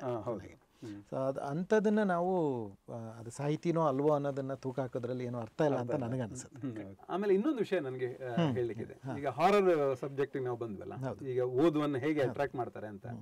ಆಕ್ಚುಲಿ ನಾನು ಸುಮಾರು ಬಾಲ್ಯದಿಂದಿರುವಾಗ ಓದ್ತಾ ಇದ್ದೆ, ಕಾಲೇಜ್ ಟೈಮಲ್ಲಿ ಓದ್ತಾ ಇದ್ದೆ. ಆಮೇಲೆ ಇಲ್ಲಿ ಜಾಬಿಗೆ ಬಂದು ಸೇರಿದ ನಂತರ ತುಂಬಾ ವರ್ಷಗಳು, ಸುಮಾರು 10-15 ವರ್ಷಗಳ ಕಾಲ ನಾನು ಯಾವುದೇ ಪುಸ್ತಕ ಓದಿರ್ಲಿಲ್ಲ. ಅದು ಕಂಪ್ಲೀಟ್ ಒಂಥರ ಡಿಟ್ಯಾಚ್ ಆಯ್ತು, ಓದುವುದರಿಂದಲೇ ಕಂಪ್ಲೀಟ್ ಡಿಟ್ಯಾಚ್ ಆಯ್ತು. ಆಮೇಲೆ ಮನೆಯಲ್ಲಿ ಆಗ ರೂಮ್ಗೆ ನಾವು ಡೆಕ್ಕನ್ ಹರಳಿ ತರಿಸ್ತಾ ಇದ್ವಿ, ಯಾಕಂದ್ರೆ ಸ್ವಲ್ಪ ಇಂಗ್ಲಿಷ್ ನಾವು ಕನ್ನಡದಲ್ಲಿ ಕಲ್ತದ್ದು, ಇಂಗ್ಲಿಷ್ ಇಂಪ್ರೂವ್ ಮಾಡಬೇಕು ಅಂತ. ಆ ಸಂದರ್ಭದಲ್ಲಿ ಏನಾಯ್ತು, ನನ್ನೊಬ್ಬರು ಫ್ರೆಂಡ್ ಇದ್ದಾರೆ ದಶರಥ್ ಅಂತ ಹೇಳ್ಕೊಂಡು, ಅವರು ಒಂದ್ಸಲ ನನಗೆ ಬಂದ್ಬಿಟ್ಟು, ಸರ್ ನೀವು ಕನ್ನಡ ಪುಸ್ತಕ ಓದ್ತೀರಾ ಅಂತ ಕೇಳಿದ್ರು. ನಾನು ಇಲ್ಲಪ್ಪ ತುಂಬಾ ಸಮಯ ಆಯ್ತು ಓದ್ತಾ ಇಲ್ಲ ಯಾವ್ದು ಅಂತ ಅಂದೆ. ಹಿಂದೆ ಎಂಡುಮುರಿಯದೆಲ್ಲ ಓದ್ತಾ ಇದ್ದೆ ಕಾಲೇಜ್ ಡೇಸ್ ಅಲ್ಲಿ. ಅವರು ಸರ್ ಎಂಡುಮುರಿ ಅವರು ಅದೇ ತರ ಬರೆಯೋರಿದ್ದಾರೆ ಸರ್, KN ಗಣೇಶ ಅಂತ ಹೇಳ್ಕೊಂಡು, ಇವ್ರದ್ದು ಚಿತಾದಂತ ಅಂತ ಹೇಳ್ಕೊಂಡು ಕಾದಂಬರಿ ಪುಸ್ತಕ ತಂದು ನನ್ನ ಕೈಗೆ ಕೊಟ್ರು. ನಾನು ಅದನ್ನು ಕೊಂಡೋಗಿ ಓದಿದೆ. ನಾನು ಸುಮಾರು 15 ವರ್ಷಗಳ ನಂತರ ತಿರುಗಿ ಓದುವುದಕ್ಕೆ ಬರುವುದಕ್ಕೆ ಕಾರಣ ನಮ್ಮ ಗುರುಗಳಾದಂತಹ KN ಗಣೇಶ ಅವರು. ಚಿತಾದಂತ ಓದಿದ ನಂತರ ಆಲ್ಮೋಸ್ಟ್ ಅವರ ಬಾಕಿ ಹೆಚ್ಚಿನ ಕಥೆಗಳನ್ನು ಓದಿದೆ. ಕಪಿಲಿಪಿ ಸಾರ ಇರ್ಬೋದು, ಕಾನನ ಜನಾರ್ದನ್ ಇರ್ಬೋದು, ಆಮೇಲೆ ಇದು ಇವ್ರದ್ದು ಹೌದು ಚೆನ್ನಭೈರಾದೇವಿ ಅವರದ್ದು, ಈ ತರ ತುಂಬಾ ಪುಸ್ತಕಗಳನ್ನ ಆಮೇಲೆ ಇದು ಓದಿದೆ. ನನಗೆ ತಿರುಗಿ ಬರುವುದಕ್ಕೆ ಕಾರಣ ಅವರ ಆ ಸಸ್ಪೆನ್ಸ್, ಹಿಸ್ಟಾರಿಕ್ ಸಸ್ಪೆನ್ಸ್ ಇಟ್ಕೊಂಡು ಬರೆದ್ರಲ್ಲ ಅದು. ಸೊ ಎಂಡಿಮೂರಿ ಅವರದ್ದು ಓದ್ತಾ ಇದ್ದೆ, ಎಂಡಿಮೂರಿ ಅವರದ್ದು ಓದಿದ ನಂತರ KN ಗಣೇಶ ಅವರದ್ದು ಓದ್ತಾ ಇದ್ದೆ. ಸೊ ಇದೆಲ್ಲ ನನಗೆ ಇಷ್ಟ ಆಯ್ತು. ಆದ್ರೆ ಹಾರರ್ ಕಥೆಗಳು ನಾನು ಜಾಸ್ತಿ ಓದಿರ್ಲಿಲ್ಲ. ಬಟ್ ಯಾಕೆ ಗೊತ್ತಿಲ್ಲ, ನಾನು ಇದು ನನ್ನನ್ನು ಕೆಲವರೆಲ್ಲ ಹಾರರ್ ಕಥೆಗಳನ್ನು ಬರೆಯುವವರು ಅಂತ ಹೇಳ್ಕೊಂಡು ಈಗ ಐಡೆಂಟಿಫೈ ಮಾಡ್ತಾರೆ. ಶಿರಾಡಿ ಗಾಡಿ ಬಂದ ನಂತರ ಅಂತೂ ಅದ್ರ ಮಧ್ಯದಲ್ಲಿ ನೀವೊಂದು ಕಾದಂಬರಿನೂ ಕೊಟ್ಟಿದ್ದೀರಾ, ಅದೇ ನಾನು ಹೇಳಿದ್ನಲ್ಲ ಎರಡನೇ ದೇವರು. ಅದು ಕೂಡ ಸಾಮಾಜಿಕ ಕಾದಂಬರಿ, ಅಂದ್ರೆ ಒಂದು ರೀತಿಯ ಡೀಪರ್ ಸಾಹಿತ್ಯ ಅಂತ ನಾವೇನ್ ಕೇಳ್ತೀವಿ ಆ ರೀತಿ ಇರೋಂತ ಪುಸ್ತಕ. ಸೊ ಅದ್ರ ಮಧ್ಯದಲ್ಲಿ ನೀವೇನು ಅದೊಂದು ಔಟ್ ಆಫ್ ಸಿಲೆಬಸ್ ತರ ಕೊಟ್ರೆ ಹೇಗದು? ಇಲ್ಲ, ಆಕ್ಚುಲಿ ನನಗೆ ಇದು ಎಂಡುಮುರಿಯ ವೀರೇಂದ್ರನಾಥ್ ಅವ್ರು ಬರೀತಾರಲ್ಲ, ಆ ಇದು ರೀತಿ ನನಗೆ ತುಂಬಾ ಇಷ್ಟ. ಅಂದ್ರೆ ಸಸ್ಪೆನ್ಸ್ ಇಟ್ಕೊಂಡು ಬರೀತಾರೆ. ನೀವು ನನ್ನ ಅಪೂರ್ಣ ಸತ್ಯ ಓದ್ಬೋದು, ಮದನಿಕೆ ಓದ್ಬೋದು, ಒಂದು ಯಾವುದೇ ರಚನೆ ಓದ್ಬೋದು, ಅದರಲ್ಲಿ ಲಾಸ್ಟ್ ಅಲ್ಲಿ ಒಂದು ಸಸ್ಪೆನ್ಸ್ ಎಲಿಮೆಂಟ್ ಇದ್ದಿರುತ್ತೆ. ವಿದೌಟ್ ಸಸ್ಪೆನ್ಸ್ ಎಲಿಮೆಂಟ್ ನಾನು ಯಾವುದೇ ಕತೆ ಬರೆಯುವುದಿಲ್ಲ, ಜಸ್ಟ್ ಪ್ಲೇನ್ ಕತೆ ನಾನು ಯಾವ್ದು ಬರೆಯುವುದಿಲ್ಲ. ಸೊ ಆ ಒಂದು ಸಸ್ಪೆನ್ಸ್ ಎಲಿಮೆಂಟ್ ಅನ್ನು ಇಟ್ಕೊಂಡು ನಾನು ಆಲ್ಮೋಸ್ಟ್ ಎಲ್ಲ ಇದು ಬರೆದಿದ್ದು. ಎರಡನೇ ದೇವರು ಕೂಡ ಅದೇ ರೀತಿ ಸಸ್ಪೆನ್ಸ್ ಎಲಿಮೆಂಟ್ ಇದ್ದಂತ ಒಂದು ಕಾದಂಬರಿ. ಅದಕ್ಕೆ ಫಸ್ಟ್ಗೆ ನಾನು ಅದು ಕಾದಂಬರಿಗೆ ಒಂದು ಬ್ಯಾಕ್ ಗ್ರೌಂಡ್ ಇದೆ. ನಾನು ಒಂದ್ಸಲ ಇಲ್ಲಿ ಇಂಟರ್ಪ್ಲೆಕ್ಸ್ ಎಲೆಕ್ಟ್ರಾನಿಕ್ಸ್ ಅಲ್ಲಿ HR ಹೆಡ್ ಆಗಿ ವರ್ಕ್ ಮಾಡ್ತಿರ್ಬೇಕಿದ್ರೆ ಇಂಟ್ರಿಗೆ ಒಂದು ಇಬ್ರು ಬಂದಿದ್ರು. ಬಂದವರು ಏನಾಯ್ತು, ಆ ಇಬ್ರು ಕೂಡ ಫ್ರೆಂಡ್ಸ್, ಅಂದ್ರೆ ಒಬ್ಬರನ್ನು ಕರ್ಕೊಂಡು ಬಂದಿದ್ರು. ಸೆಲೆಕ್ಟ್ ಆದವ್ರು ಏನ್ ಮಾಡಿದ್ರು, ನನಗೆ ಈ ಜಾಬ್ ಬೇಡ ಸರ್, ನನ್ನ ಫ್ರೆಂಡ್ಗೆ ಅವರಿಗೆ ತುಂಬಾ ನೀಡಿದೆ ಜಾಬ್ ಅಂತ ಹೇಳ್ಕೊಂಡು ಆ ಜಾಬ್ ಅನ್ನು ಬಿಟ್ಬಿಟ್ಟು ತನ್ನ ಫ್ರೆಂಡ್ಗೆ ಕೊಟ್ಟರು. ನನ್ನ ಮೈಂಡ್ ಅಲ್ಲಿ ಅದು ತುಂಬಾ ಸ್ಟ್ರೈಕ್ ಆಯ್ತು ಆ ಟೈಮಲ್ಲಿ. ಅದು ಆಗ್ಬಿಟ್ಟು 10 ವರ್ಷ ಅಂತ ಬರೆದದ್ದು ನಾನು, ಬಟ್ ಮೈಂಡ್ ಅಲ್ಲಿ ಸ್ಟ್ರೈಕ್ ಆಗಿತ್ತು. ಅದನ್ನೇ ಬ್ಯಾಕ್ ಗ್ರೌಂಡ್ ಇಟ್ಕೊಂಡು HR ಅದ್ದು ಇಬ್ರು ಪ್ರೊಫೆಷನಲ್ಸ್, ನಂದೇ ಪ್ರೊಫೆಷನ್, HR ಪ್ರೊಫೆಷನಲ್ಸ್ ಇಟ್ಕೊಂಡು ಬಿಟ್ಟು ಬರೋದೇ ಎರಡನೇ ದೇವರು. ಆದ್ರೆ ಎರಡನೇ ದೇವ್ರ ಹೆಸರು ನನ್ನ ಮೈಂಡ್ ಅಲ್ಲಿ ಇತ್ತು. ಬಟ್ ಇದು ಹಣತೆ ಎಂಬ ಹೆಸರಲ್ಲಿ ಮಂಗಳದಲ್ಲಿ ಬಂದಿತ್ತು. ಅನ್ಫಾರ್ಚುನೇಟ್ಲಿ ಮಂಗಳ ಅರ್ಧಕ್ಕೆ ಇದು ಸ್ಟಾಪ್ ಆಯ್ತು. ಆ ಸ್ಟಾಪ್ ಆಗುವಾಗ ಇದು 37 ಎಡಿಷನ್ ಏನೋ ಬಂದಿತ್ತು. ಆ ನಂತರ ನಾನು ಅದನ್ನು ಎರಡನೇ ದೇವರು ಅಂತ ಹೇಳ್ಕೊಂಡು ಸಂಪೂರ್ಣವಾಗಿ ಇದು ರಿಲೀಸ್ ಮಾಡಿದೆ ಲಾಸ್ಟ್ ಇಯರ್ 2023 ಅಲ್ಲಿ ಎಂಡಿಗೆ ಬಂತದ್ದು ಪುಸ್ತಕ. ಬಟ್ ಅದು ಸಸ್ಪೆನ್ಸ್ ಎಲಿಮೆಂಟ್ ಇದ್ದದ್ದು, ಹಾರರ್ ಅಲ್ಲ. ಸೊ ಆಮೇಲೆ ಬ್ಯಾಕ್ ಟು ಹಾರರ್ ಅನ್ನೋ ಹಾಗೆ ಶಿರಾಡಿ ಘಾಟನ್ನು ಕೊಟ್ರಿ. ಶಿರಾಡಿ ಘಾಟ್ ಈಗ ಇತ್ತೀಚೆಗೆ ಬಿಡುಗಡೆ ಆಗಿರುವಂಥ ಪುಸ್ತಕ, ಸಾಕಷ್ಟು ಹೆಸರು ಮಾಡ್ತಾ ಇದೆ. ಅಗೇನ್ ನಿಮ್ಮ ಹಾಂಟೆಡ್ ಹೊಸ ಮನೆಗಿಂತೂ ಈಗ ಇದು ಅಂದರೆ ಹೆಚ್ಚು ಅಂದರೆ ಪ್ರಚಾರವನ್ನು ಪಡ್ಕೊಂಡಿದೆ ಅಂತ ನನಗೆ ಅನಿಸ್ತಾ ಇದೆ. ಸೊ ಇದು ಅಗೇನ್ ಶಿರಾಡಿ ಘಾಟ್ ಕತೆ ಹುಟ್ಟಿದ್ದು ಹೇಗೆ ಅಂತ ಹೇಳಿದ್ರಿ, ಅದನ್ನೇ ಅದರ ಒಂದು ಎಕ್ಸ್ಟೆನ್ಷನ್ ಅಥವಾ ಹೇಗೆ? ಓಕೆ, ಸೊ ನಾನು ಶಿರಾಡಿ ಘಾಟ್ ಆ ಕತೆ ಯಾವಾಗ ಪಾಪ್ಯುಲರ್ ಆಯಿತು, ಆ ನಂತರ ಹಾಂಟೆಡ್ ಹೊಸ ಮನೆ ನಾನು ಬಂತು. ಆದ್ರೆ ಹಾಂಟೆಡ್ ಹೊಸ ಮನೆ ಬರೆಯಬೇಕಿದ್ರೆ ಆ ಕಥೆಯದು ಹಾಂಟೆಡ್ ಕಂಟೆಂಟ್ ಇರುವಂತದ್ದು, ಬೆಂಗಳೂರಲ್ಲಿ ನಡೆಯತಕ್ಕಂತ ಒಂದು ಮನೆಯಲ್ಲಿ ಹಾಂಟೆಡ್ ಆಗುವಂತದ್ದು. ಅದರಲ್ಲಿ ಇರತಕ್ಕಂತ ಹೀರೋ ಒಬ್ರು ಬರ್ತಾರೆ, ಅಭಯ ಚಂದ್ರ ಅಂತ ಹೇಳ್ಕೊಂಡು. ಅವರು ಈ ಪ್ಯಾರಾನಾರ್ಮಲ್ ಆಕ್ಟಿವಿಟೀಸ್ ಬಗ್ಗೆ ಎಲ್ಲ ಕಡೆ ಹೋಗಿ ಇನ್ವೆಸ್ಟಿಗೇಷನ್ ಮಾಡ್ತಾರೆ ಅಂತ ಹೇಳ್ಕೊಂಡು ಆ ರೀತಿಯಾಗಿ ಅವರ ಪಾತ್ರವನ್ನು ರೂಪಿಸಿದಾಗ, ಈ ಪ್ಯಾರಾನಾರ್ಮಲ್ ಆಕ್ಟಿವಿಟೀಸ್ ಎಲ್ಲೆಲ್ಲಿದೆ, ಪ್ಯಾರಾನಾರ್ಮಲ್ ಆಕ್ಟಿವಿಟೀಸ್ ಬಗ್ಗೆ ಅವರು ಬೇರೆ ಬೇರೆ ಕಡೆಯಲ್ಲಿ ಹೋಗ್ಬಿಟ್ಟು ಆ ಪ್ಯಾರಾನಾರ್ಮಲ್ ಸೈಟ್ಗೆಲ್ಲ ಹೋಗ್ಬಿಟ್ಟು ಇದು ಮಾಡ್ತಾರೆ ಅಂತ ಆಯ್ತು. ಅವರ ವ್ಯಕ್ತಿತ್ವವನ್ನು ನಾನು ಆ ಥರ ರೂಪಿಸಿದ್ದೆ. ಬೆಂಗಳೂರಲ್ಲಿ ಕೂಡ ಪ್ಯಾರಾನಾರ್ಮಲ್ ಆಕ್ಟಿವಿಟೀಸ್ ಆಗುವಂಥ ಜಾಗ ಯಾವುದು ಇದೆ ಅಂತ ಹೇಳ್ಕೊಂಡು ಒಂದು ನನಗೆ ಜಿಜ್ಞಾಸೆ ಹುಟ್ಟಿತು. ಗೂಗಲ್ ಮಾಡಿದೆ. ಗೂಗಲ್ ಮಾಡಿದಾಗ ಬೆಂಗಳೂರಲ್ಲಿ ಒಂದು 5-6 ಜಾಗ ಇದೆ. ಅದನ್ನು ನೋಡಿದಾಗ ನನಗೆ ಇದರ ಬಗ್ಗೆ ಯಾಕೆ ಬರೀಬಾರದು ಅಂತ ಹೇಳ್ಕೊಂಡು ನಾನು ಹಾಂಟೆಡ್ ಬ್ಯಾಂಗ್ಳೂರು ಸೀರೀಸ್ ಅಲ್ಲಿ ಒಂದು 5 ಕಥೆಗಳನ್ನು ನಾನು ಪ್ರತಿಲಿಪಿ ಮತ್ತೆ ಇದರಲ್ಲಿ ಬರೆದಿದ್ದೆ, ಫೇಸ್ಬುಕ್ ಅಲ್ಲಿ ಬರೆದಿದ್ದೆ, ಚಿಕ್ಕ ಚಿಕ್ಕ ಕಥೆಗಳಾಗಿ. ಆ 5 ಕಥೆಗಳಿಗೆ ಒಳ್ಳೆ ರೆಸ್ಪಾನ್ಸ್ ಬಂದಿತ್ತು. ಹಾಗೆ ನನ್ನ ಹತ್ರ ಒಂದು ಸುಮಾರು 8-10 ಬೇರೆ ಬೇರೆ ಇದು ಹಾರರ್ ಕಂಟೆಂಟ್ ಇರತಕ್ಕಂಥ ಕಥೆಗಳಿತ್ತು. ಒಂದ್ಸಲ ಆಲೋಚನೆ ಮಾಡಿದೆ, ಈಗ 2024 ಅಲ್ಲಿ ಬೇರೆ ಯಾವ್ದು ಕಥೆಗಳು ಈಗ ಇಲ್ಲ ನನಗೆ ರಿಲೀಸ್ ಮಾಡ್ಲಿಕ್ಕೆ ಇಲ್ಲ. ಆಮೇಲೆ ಒಂದು ನಾನು ಆಕ್ಚುಲಿ ಕಥೆಯನ್ನು ಬರೀಲಿಕ್ಕೆ ಹೊರಟವನು ಮೂವಿ ಮಾಡಿದೆ, ಪಿದಾಯಿ ಅಂತ ಹೇಳ್ಕೊಂಡು ಮೂವಿ ಆಯ್ತು, ಅದು ತುಳು ಮೂವಿ ಆಯ್ತು. ಸೊ ಹಾಗಾದ್ರೆ ಏನ್ ಮಾಡುದು, 24ಗೆ ಏನಾದ್ರು ಬರೀಬೇಕಲ್ಲ ಅಂತ ಹೇಳ್ಕೊಂಡ್ಬಿಟ್ಟು ನಾನು ಈ ಹಾರರ್ ಕಥೆಗಳದ್ದೇ ಒಂದು ಸಂಕಲನ ಮಾಡುವಂತ ಶಿರಾಡಿ ಘಾಟ್ ಮಾಡಿದ್ದು. ಹಾಗಾಗಿ ಶಿರಾಡಿ ಘಾಟ್ ಬಂತು. 12 ಪಕ್ಕಾ ಹಾರರ್ ಕಥೆಗಳು, ಅದರಲ್ಲಿ ಒಂದು 2 ಮಾತ್ರ ನಿಮ್ಗೆ ಸ್ವಲ್ಪ ಲೈಟರ್ ಎಂಟರ್ಟೈನ್ಮೆಂಟ್ ಇರುವಂತದ್ದು. ಬಟ್ ಬಾಕಿದೆಲ್ಲ ಇದು ಹಾರರ್ ಇಸ್ ಅಶ್ಯೂರ್ಡ್, ಭಯಪಡಿಸಲೆಂದೇ ಬರಬೇಕು ಕಥೆಗಳು. ಅದರ ಅಂದ್ರೆ ಮುಖಪುಟದಲ್ಲೇ ಹೇಳಿದ್ದೀರಾ ನೀವು, ಜೊತೆಗೆ ಪುಟ ತೆಗೆದ್ರೆ ಮೊದಲನೇ ಪುಟದಲ್ಲೇ ಭಯಪಡಿಸಲೆಂದೇ ಇರುವ ಕಥೆಗಳು ಅಂತ ಹೇಳಿದ್ದೀರಾ. ನಿಜವಾಗ್ಲೂ ಒಳ್ಳೆ ಥ್ರಿಲ್ ಬೇಕು, ನಾನು ಒಳ್ಳೆ ಹಾರರ್ ಸ್ಟೋರಿ ಓದ್ಬೇಕು ಅನ್ನೋರು ಖಂಡಿತ ಶಿರಾಡಿ ಘಾಟ್ ಪುಸ್ತಕವನ್ನ ಓದ್ಬೋದು. ಈಗ ಇದು ಒಂದು ರೀತಿ ನೀವು ಹಾರರ್ ಮತ್ತು ರೆಗ್ಯುಲರ್ ಸೆಗ್ಮೆಂಟ್ ಜೊತೆಗೆ ತಗೊಂಡು ಹೋಗ್ತಾ ಇದ್ದೀರಾ. ಓದುಗರ ಪ್ರತಿಕ್ರಿಯೆ ಒಟ್ಟಾರೆ ಈಗ ಯಾವ ರೀತಿ ಇದೆ? ಆಕ್ಚುಲಿ ಒಳ್ಳೆ ಪ್ರತಿಕ್ರಿಯೆ ಬಂದಿದೆ. ನಂದು ಜಾಸ್ತಿ ಪಾಪ್ಯುಲರ್ ಆಗಿಲ್ಲ, ಅಂದ್ರೆ ನಾನು ಜಾಸ್ತಿ ಮಾರ್ಕೆಟಿಂಗ್ ಇದನ್ನು ಈಗ ವೈಯಕ್ತಿಕವಾಗಿ ನಾನು ಮಾಡಲಿಲ್ಲ, ಬಹುಶಃ ಇನ್ನು ಮುಂದೆ ಆಗ್ಬಹುದೇನೋ. ಆದ್ರೆ ಯಾರೆಲ್ಲ ಓದಿದ್ದಾರೆ, ನಂದು 2ನೇ ದೇವರು ಇರ್ಬೋದು, ಹಾರರ್ ಇರ್ಬೋದು, ಅಥವಾ ಇನ್ನು ಯಾವುದೇ ರಚನೆಗಳಿರ್ಬೋದು, ನಾನು ಆಲ್ಮೋಸ್ಟ್ ಎಲ್ಲ ಕಥೆಗಳಿಗೆ ಒಳ್ಳೆ ರಿವ್ಯೂಸ್ ಬರ್ತಾ ಇದೆ. ಇವನ್ ಹಾಂಟೆಡ್ ಹೊಸ ಮನೆ ರಿವೈಸ್ 2nd ಎಡಿಷನ್ ಈಗ ರನ್ ಆಗ್ತಾ ಇದೆ. ಅಪೂರ್ಣ ಸತ್ಯ ಇದು 2ನೇ ಎಡಿಷನ್ ರನ್ ಆಗ್ತಾ ಇದೆ. ಮದನಿಕೆ ಆಲ್ಮೋಸ್ಟ್ ಖಾಲಿ ಇದೆ, ಈಗ ರೀಪ್ರಿಂಟ್ ಇದು ಮಾಡಬೇಕು. ಹಾಂಟೆಡ್ ಹೊಸ ಮನೆ ಲಾಸ್ಟ್ ಅಲ್ಲಿ ನಂದು ಪ್ರತಿಕ್ರಿಯೆಗಳದ್ದು ಒಂದಷ್ಟು ಒಂದು 7-8 ಪೇಜ್ಗಳದ್ದು ಹಾಕಿದ್ದೀನಿ ನಾನು. ಒಳ್ಳೆ ರಿವ್ಯೂಸ್ ಬಂದಿದೆ, ಎಲ್ಲ ಲೈಕ್ ಮಾಡ್ತಾ ಇದ್ರು. ಆಮೇಲೆ ಕೆಲವರೆಲ್ಲ ನಿಮ್ಗೆ ಬರೆಯುವುದು ಒಲಿದಿದೆ ಅಂತ ಹೇಳಿದ್ರು. ಒಂದ್ಸಲ ಬರೆಯುವುದು ಒಲಿದಿದೆ ಅಂತ ಆಶೀರ್ವಾದ ಮಾಡಿದ ನಂತರ ಮತ್ತೆ ಹಾರರ್ ಬರೀಬಹುದು, ಸಸ್ಪೆನ್ಸ್ ಬರೀಬಹುದು, ಥ್ರಿಲ್ಲರ್ ಬರೀಬಹುದು. ಹಾಗೆ ನೀವು HR ಆಗಿ ಜೊತೆಗೆ ಒಬ್ಬ ಬರಹಗಾರ ಆಗಿರೋದ್ರಿಂದ ನಾನು ನಿಮ್ಗೆ ಈ ಪ್ರಶ್ನೆ ಕೇಳಬೇಕು ಅಂತ ಅನಿಸ್ತು. HR ಹೆಚ್ಚಾಗಿ ಅವರ ಎಂಪ್ಲಾಯಿಗಳಿಗೆ ಓವರ್ ಆಲ್ ಅಂದರೆ ಒಂದು ವರ್ಕ್ ಲೈಫ್ ಬ್ಯಾಲೆನ್ಸ್ ಇರ್ಬೋದು, ಅಥವಾ ಹೌ ಟು ಮ್ಯಾನೇಜ್ ವರ್ಕ್ ಅನ್ನೋದ್ರ ಮೇಲೆ ಸಾಕಷ್ಟು ನೀವು ಸೆಷನ್ಗಳನ್ನು ಮಾಡಿಸ್ತಾ ಇರ್ತೀರಾ, ಅಥವಾ ಅದ್ರ ಮೇಲೆ ನೀವು ಒಂದು ಕಾಳಜಿ ಇಟ್ಟಿರ್ತೀರ. ಅದರಲ್ಲಿ ಒಂದು ಮುಖ್ಯವಾದ ಅಂಶ ನಮಗೆ ಕೆಲಸದ ವಿಚಾರದಲ್ಲಿ ಬರೋದು ಕ್ರಿಟಿಕ್ಸ್ ಮ್ಯಾನೇಜ್ಮೆಂಟ್ ಅಂತ ಬರುತ್ತೆ. ಅಂದರೆ ಕ್ಲೈಂಟಿಂದ ಯಾವುದೋ ಒಂದು ಕೆಟ್ಟ ಫೀಡ್ಬ್ಯಾಕೇ ಬರ್ಬೋದು. ಒಳ್ಳೆ ಫೀಡ್ಬ್ಯಾಕ್ ಬಂದಾಗ ಎಲ್ಲದೂ ಚೆನ್ನಾಗಿರುತ್ತೆ, ಬಟ್ ಕೆಟ್ಟ ಫೀಡ್ಬ್ಯಾಕ್ ಬಂದಾಗ ಅದು ಆ ಎಂಪ್ಲಾಯಿಗೆ ಇಂಪ್ಯಾಕ್ಟ್ ಆಗದೇ ಇದ್ದಂಗೆ, ಅವನು ಪರ್ಸನಲ್ ಆಗಿ ತಗೊಳ್ಳದೇ ಇದ್ದ ಹಾಗೆ ಅದನ್ನು ಹೇಗೆ ಮ್ಯಾನೇಜ್ ಮಾಡೋದು, ಜೊತೆಗೆ ಅದು ಇಡೀ ಕಂಪನಿ ಹೆಸರನ್ನು ಹಾಳು ಮಾಡಬಾರ್ದು, ಆ ಎಂಪ್ಲಾಯಿ ಹೆಸರನ್ನು. ಯಾವುದೋ ಒಂದು ಕ್ಷಣದಲ್ಲಿ ಏನೋ ತಪ್ಪಾಗ್ಬಿಡುತ್ತೆ, ಕ್ಲೈಂಟಿಂದ ಏನೋ ಒಂದು ಕೆಟ್ಟದಾಗಿ ಫೀಡ್ಬ್ಯಾಕ್ ಬಂದ್ಬಿಡುತ್ತೆ. ಸೊ ಈ ವಿಷಯದಲ್ಲಿ ಕ್ರಿಟಿಕ್ಸ್ ಮ್ಯಾನೇಜ್ಮೆಂಟ್ ಅನ್ನೋದು ಒಂದು ತುಂಬಾ ಮುಖ್ಯವಾದ ಪಾತ್ರನ ಪ್ರತಿಯೊಬ್ಬರ ಜೀವನದಲ್ಲೂ ಇರಲೇಬೇಕಾಗುತ್ತೆ. ಅದು ಒಬ್ಬ HR ಆಗಿ ನೋಡಿದಾಗ ನೀವು ಒಂದಷ್ಟು ಟ್ರೈನಿಂಗ್ಗಳನ್ನು ಮಾಡಿಸ್ತಾ ಇರ್ತೀರ. ಒಬ್ಬ ಬರಹಗಾರ ಆಗಿ ನೋಡಿದಾಗ ನಿಮಗೆ ಈ ವಿಷಯದಲ್ಲಿ, ಯಾಕಂದರೆ ನೀವು ಕೊಡ್ತಾ ಇರೋದು ಒಂದು ಕತೆ, ಅದು ಕ್ರಿಯೇಟಿವಿಟಿ, ಅದು ಯಾವುದೋ ಒಂದು ಸಿನಿಮಾ ಥರನೋ ಅಥವಾ ಯಾವುದೋ ಒಂದು ರೂಪ, ಅದು ನಾಳೆ ಸಿನಿಮಾ ರೂಪದಲ್ಲಿರೋ, ನಾಟಕ ರೂಪದಲ್ಲೋ, ಅಥವಾ ಒಂದು ಕತೆ ರೂಪದಲ್ಲಿ, ಪುಸ್ತಕ ರೂಪದಲ್ಲಿ ಇರುತ್ತೆ. ಅದನ್ನು ನೋಡಿದ ಎಲ್ಲರಿಗೂ, ಅದನ್ನು ಓದಿರೋ ಎಲ್ರಿಗೂ ಅದು ಇಷ್ಟ ಆಗಬೇಕು ಅನ್ನೋ ಯಾವ ಗ್ಯಾರಂಟಿ ಖಂಡಿತ ಇಲ್ಲ. ಹೌದು ಹೌದು. ಸೊ ಇಷ್ಟ ಆದವ್ರು ಇಷ್ಟ ಆಯಿತು ಅಂತ ಹೇಳಿರ್ತಾರೆ, ಇಷ್ಟ ಆಗದೆ ಇದ್ದವರು ಸುಮ್ಮನೆ ಇರ್ಬೋದು, ಅಥವಾ ಇಷ್ಟ ಆದವರು ಕೂಡ ಕೆಲವರು ಸುಮ್ಮನೆ ಇರ್ತಾರೆ. ಅಥವಾ ಅದರಲ್ಲಿ ಕೆಲವರು ಇಷ್ಟ ಆಗದೇ ಇದ್ರೆ ಅವರ ಒಂದು ಫ್ರಸ್ಟ್ರೇಷನ್ನ ಹೌದು ಹೌದು ಅದು ಹೊರಗಡೆ ಹಾಕೋದು ಯಾವುದಾದ್ರು ರೂಪದಲ್ಲಿ. ನೀವೇ ನೇರವಾಗಿ ಎದುರುಗಡೆ ಸಿಕ್ಕಿದ್ರೆ ನಿಮಗೆ ಚೆನ್ನಾಗಿ ಬೈದು ಬಿಡ್ಬೋದು, ಅಥವಾ ಎಲ್ಲೋ ಅವರ ಸೋಷಿಯಲ್ ಮೀಡಿಯಾ ಪೇಜ್ಗಳಲ್ಲಿ ಬರೆದು ಹಾಕ್ಬೋದು, ಅಥವಾ ನೇರವಾಗಿ ನಿಮಗೊಂದು ಪತ್ರನೇ ಬರೆದು ಬಿಡ್ಬೋದು, ಇಷ್ಟೊಂದು ಯಾಕಾದರೂ ಇಂಥ ಕತೆ ಬರೀತೀರಾ ನೀವು ಅಂತ ಹೇಳಿ. ಸೊ ಇಂಥ ಸಂದರ್ಭಗಳಲ್ಲಿ, ಇಂಥ ಸಂದರ್ಭ ನಿಮ್ಗೆ ಒದಗಿ ಬಂದಿದೆಯೋ ಇಲ್ವೋ ನನಗೆ ಗೊತ್ತಿಲ್ಲ, ಗೊತ್ತಿದ್ರೆ ಅದನ್ನ ಹೇಗೆ ಮ್ಯಾನೇಜ್ ಮಾಡ್ಬೋದು ಒಬ್ಬ ಬರಹಗಾರನಾಗಿ ಅಂತ. Okay, right. ಇಲ್ಲಿ 2 ಗಂಟೆ. ಒಂದು, ನಾನು HR ಪ್ರೊಫೆಷನಲ್ ಆಗಿದ್ದಾಗ ನಾನು ಬರೀಲಿಕ್ಕೆ ಸ್ಟಾರ್ಟ್ ಮಾಡಿದ್ದು. HR ಪ್ರೊಫೆಷನಲ್ಲಿಯೂ ನಾನು IR ಅಲ್ಲಿ ಕೂಡ ಇದ್ದವನು. IR ಅಂದರೆ ಯೂನಿಯನ್ ಮ್ಯಾನೇಜ್ಮೆಂಟ್. ನಾನು 3 ಕಂಪನಿಗಳಲ್ಲಿ ಒಟ್ಟು 6 ಸೆಟಲ್ಮೆಂಟ್ ಎಲ್ಲ ಮಾಡಿದವನು, ಯೂನಿಯನ್ ಜೊತೆಗೆ ಇಂಟ್ರಾಕ್ಷನ್ ಮಾಡಿದವನು.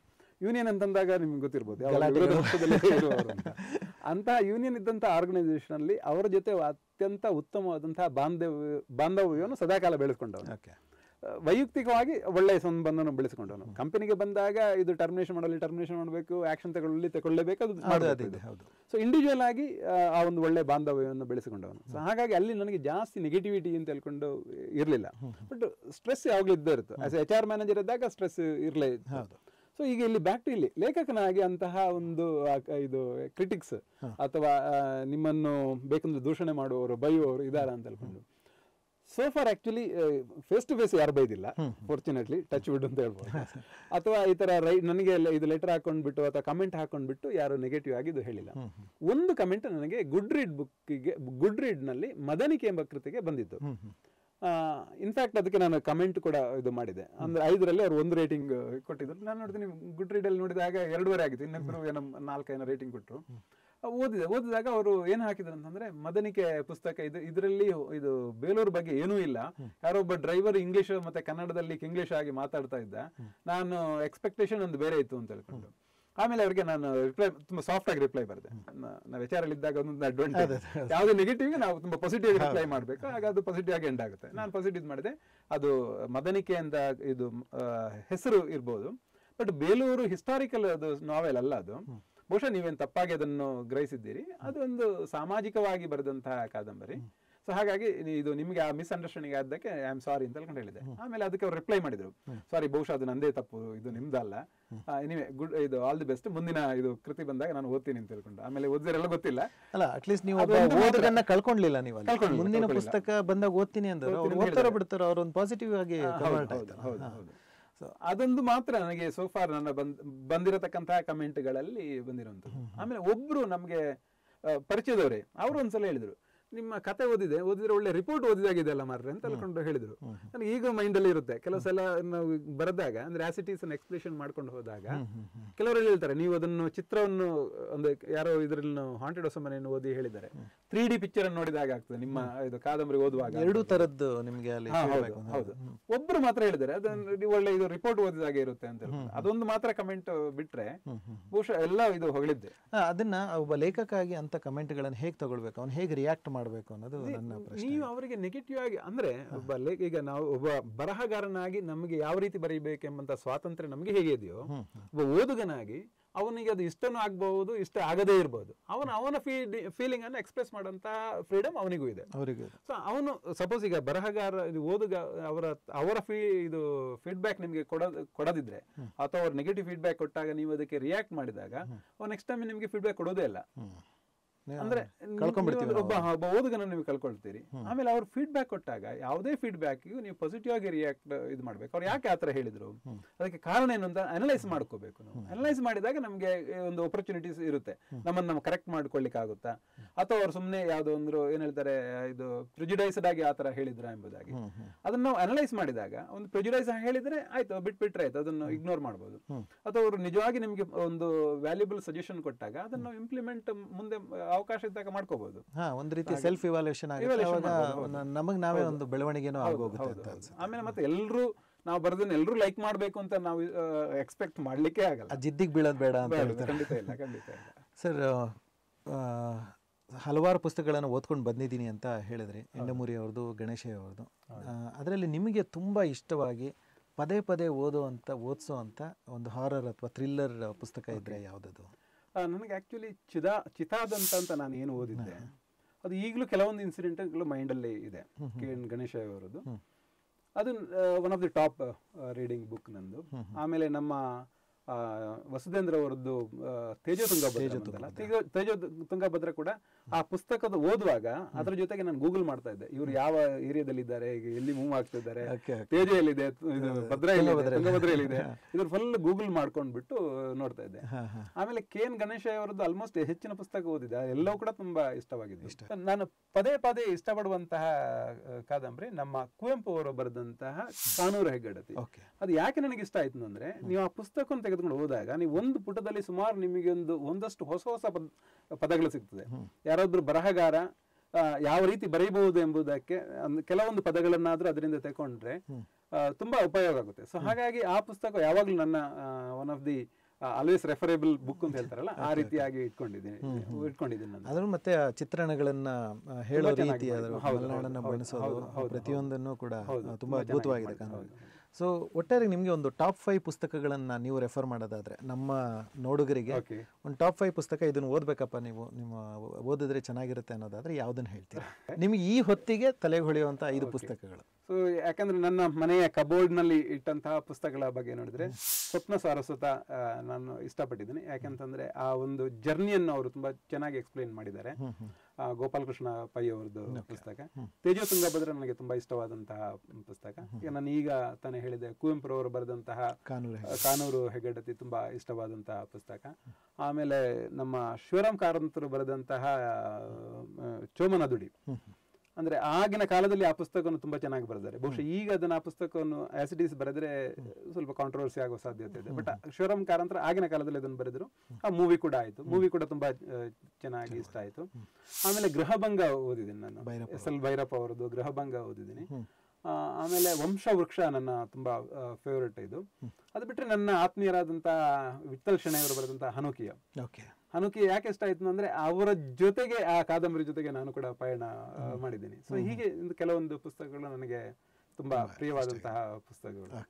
ಸರ್, ಇದೆಲ್ಲದರ ನಡುವೆ ಸ್ವಲ್ಪ ಸಿನಿಮಾ ಕ್ಷೇತ್ರದಲ್ಲೂ ತಾವು ಓಡಾಡಿ ಬಂದಿದ್ದೀರಾ ಅನ್ನೋದನ್ನ ಕೇಳಿದ್ದೀನಿ. ನಾವು ಮುಂಚೆನೂ ಮಾತಾಡಿದ್ವಿ, ಪಿದಾಯಿ ಅನ್ನೋ ಒಂದು ತುಳು ಚಿತ್ರ ಕೂಡ ನಿಮ್ದೇ ಕಥೆಯಲ್ಲಿ, ಕತೆ ಮತ್ತೆ ಚಿತ್ರಕಥೆನೂ ಚಿತ್ರಕಥೆ ಸಂಭಾಷಣೆ.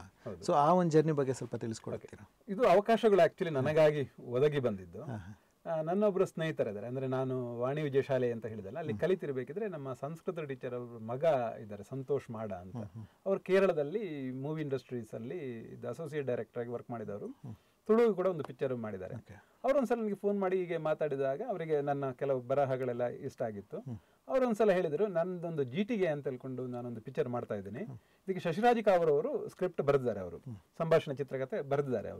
ಅವರದೇ ಅದು ಕತೆ, ಇವ್ರದೇ ಸಂತೋಷ್ ಮಾಡ ಅವ್ರದ್ದು. ಚಿತ್ರಕಥೆ ಸಂಭಾಷಣೆ ಶಶಿರಾಜ್ ಕಾವೂರ್ ಅಂದ್ರೆ ಗೊತ್ತಲ್ಲ, ವರಹ ರೂಪಂ ಅಂತ ಹೇಳ್ಕೊಂಡು ಹಾಡು ಕಾಂತಾರಕ್ಕೆ ಬರೆದಿದ್ದಾರೆ.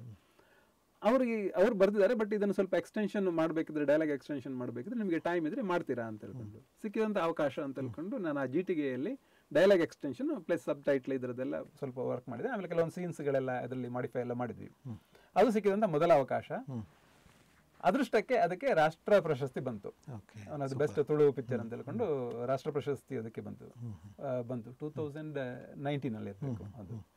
ಆ ನಂತರ ಸಂತೋಷ್ ಮಾಡ ಅವರೇ ಇನ್ನೊಂದು ಪಿಕ್ಚರ್, ಫಸ್ಟ್ ಅರೆಭಾಷೆ ಮೂವಿ ಮೂಗಜ್ಜನ ಕೋಳಿ ಅಂತ ಹೇಳ್ಕೊಂಡು ಮಾಡಿದ್ರು. ಆ ಮೂಗಜ್ಜನ ಕೋಳಿ ಕೂಡ ಹಾಗೆ, ಅದು ಕತೆ ಒಬ್ರು ಕಾನ್ಸೆಪ್ಟ್ ಮಾಡಿದ್ರು. ಸಂತೋಷ್ ಮಾಡ ನನಗೆ ಹೇಳಿದ್ರು, ಇದೊಂದು ಕಾನ್ಸೆಪ್ಟ್ ಇದೆ ರಮೇಶಣ್ಣ, ಇದನ್ನು ನಾವು ಮೂವಿ ಮಾಡಬೇಕು ಅಂತ ಹೇಳ್ಕೊಂಡು. ಸೊ ಹಾಗೆ ನಾನು ಸಂತೋಷ್ ಮಾಡ ಮತ್ತೆ ಅದರದ್ದು ಕಾನ್ಸೆಪ್ಟ್ ವಿನೀಶ್ ಅಂತ ಹೇಳ್ಕೊಂಡು ನಾವು 3 ಜನ ಕೂತ್ಕೊಂಡ್ಬಿಟ್ಟು ಡಿಸ್ಕಷನ್ ಮಾಡಿಬಿಟ್ಟು ಅದಕ್ಕೆ ಚಿತ್ರಕಥೆ ಸಂಭಾಷಣೆ ಬರೆದ್ವಿ. ಅದು ಮೂಗಜ್ಜನ ಕೋಳಿ ಅಂತ ಹೇಳ್ಕೊಂಡು ಪಿಕ್ಚರ್. ಇದು first Arebhashe picture. Bengaluru international film festival ಅಲ್ಲಿ ಅದು ತೋರಿಸಿದ್ದಾರೆ. ಆನಂತರ 3ನೇ ಪಿಕ್ಚರ್ ಪಿದಾಯಿ. ಆಕ್ಚುಲಿ ನಾನು ಒಂದು ಮೆನ್ಸ್ಟ್ರೇಷನ್ ವುಮೆನ್ ಇದು ಇಶ್ಯೂ ಬಗ್ಗೆ ಒಂದು ಕತೆ ಇತ್ತು ನನ್ನ ಹತ್ರ. ಆ ಕಥೆಯನ್ನು ಕಾದಂಬರಿಯಾಗಿ ನಾನು ಬರೀಲಿಕ್ಕೆ ಹೊರಟಾಗ ಅದನ್ನು ನಾನು ಸಂತೋಷ್ ಅವರಿಗೆ ಹೇಳಿದೆ, ಈ ಥರ ಒಂದು ಕತೆ ಇದೆ, ನಾನು ಬರೀತಾ ಇದ್ದೀನಿ ಅಂತ. ಆ ಕತೆ ಅವ್ರಿಗೆ ತುಂಬ ಇಷ್ಟ ಆಯಿತು. ಸಂತೋಷ್ ಮಾಡೋರು ಹೇಳಿದರು, ಇಲ್ಲ ರಮೇಶಣ್ಣ, ನಾವು ಇದನ್ನು ಮೂವಿ ಮಾಡುವ ಅಂತ ಹೇಳ್ಕೊಂಡು ಹೇಳಿದರು. ನಾನಂತೆ ಒಳ್ಳೆದಾಯಿತು ಮೂವಿ ಮಾಡೋದಿದ್ರೆ ಅಂತ ಹೇಳ್ಕೊಂಡು. ಹಾಗೆ ಅದು ಪ್ರೊಡ್ಯೂಸರ್ ಅವ್ರ ಹತ್ರ ಎಲ್ಲ ಮಾತಾಡಿದ್ವಿ. ಪ್ರೊಡ್ಯೂಸರ್ ಅವರಿಗೆ ತುಂಬ ಇಷ್ಟ ಆಯಿತು. ಸುರೇಶ್ ಕೃಷ್ಣಮೂರ್ತಿ ಅಂತ ಹೇಳ್ಕೊಂಡ್ಬಿಟ್ಟು ನಮ್ಮ ಕನಸು ಇದರಲ್ಲಿ ಮೂಗಜ್ಜನ ಕೋಳಿ ಕೂಡ ಅವರೇ ಮಾಡಿದ್ದು. ಹಾಗೆ ಪಿದಾಯಿ ಪಿಕ್ಚರ್ 2023 ಆಯಿತು. ಇದು ಪಿದಾಯಿಯದ್ದು ಕತೆ, ಚಿತ್ರಕಥೆ, ಸಂಭಾಷಣೆ ನಾನು ಬರೆದು, ಸಂಭಾಷಣೆ ನನ್ನ ಜೊತೆಗೆ DBC ಶೇಖರ್ ಅಂತ ನಾನು ಹೇಳಿದರೆ ನನ್ನ ಬರವಣಿಗೆ ಸ್ಫೂರ್ತಿ ಆದವರು, ಅವರು ಕೂಡ ನನ್ನ ಜೊತೆ ಸೇರಿಕೊಂಡು ಸಂಭಾಷಣೆ ಬರೆದರು. ನೋಡ್ಬೇಕು ಅದರದ್ದು ಈಗ ಕೆಲವು ಇಂಟರ್ನ್ಯಾಷನಲ್ ಇದಕ್ಕೆಲ್ಲ ಕಾಂಪಿಟೇಷನ್ಗೆಲ್ಲ ಹೋಗ್ತಾ ಇದೆ, ಈ ವರ್ಷ ಹೋಗ್ತಾ ಇದೆ, ನೋಡ್ಬೇಕು ಹೇಗೆ ಆಗುತ್ತೆ ಅಂತ ಹೇಳ್ಕೊಂಡು. ಸೊ ಹಾಗೆ ಇದು 3 ಪಿಕ್ಚರ್ಗಳ ನನ್ನ ಸಂತೋಷ್ ಮಾಡವರ ಜೊತೆಗೆ ಜರ್ನಿ, ಸಾಹಿತ್ಯದ ಜರ್ನಿ ಜೊತೆ ನಿಮ್ಮ ಸಿನಿಮಾ ಜರ್ನಿ ಕೂಡ ಇನ್ನೂ ಚೆನ್ನಾಗಿ ನಡೀಲಿ ಮುಂದಿನ ದಿನಗಳಲ್ಲಿ. ಕೊನೆಯದಾಗಿ ನೀವು ಅಂದರೆ ಬೇರೆ ಬೇರೆ ಪುಸ್ತಕಗಳನ್ನು ಓದ್ತಾ ಇರ್ತೀರಾ, ನೀವು ಬರಿತಿದ್ದೀರಾ. ಒಬ್ಬ ಪ್ರಕಾಶಕನಾಗಿ ಕೇಳ್ತಾ ಇದ್ದೀನಿ, ಯಾವ ಥರದ ಪುಸ್ತಕಗಳಿಗೆ ಈ ಕಾಲದಲ್ಲಿ ನಾವು ಪ್ರಾಮುಖ್ಯತೆ ಕೊಡಬೇಕು, ಅಥವಾ ಯಾವ ಥರ ಪುಸ್ತಕಗಳನ್ನು ನಾವು ಇನ್ನು ಕನ್ನಡದ ಸಾಹಿತ್ಯ ಲೋಕಕ್ಕೆ ತರಬೇಕಾಗತ್ತೆ?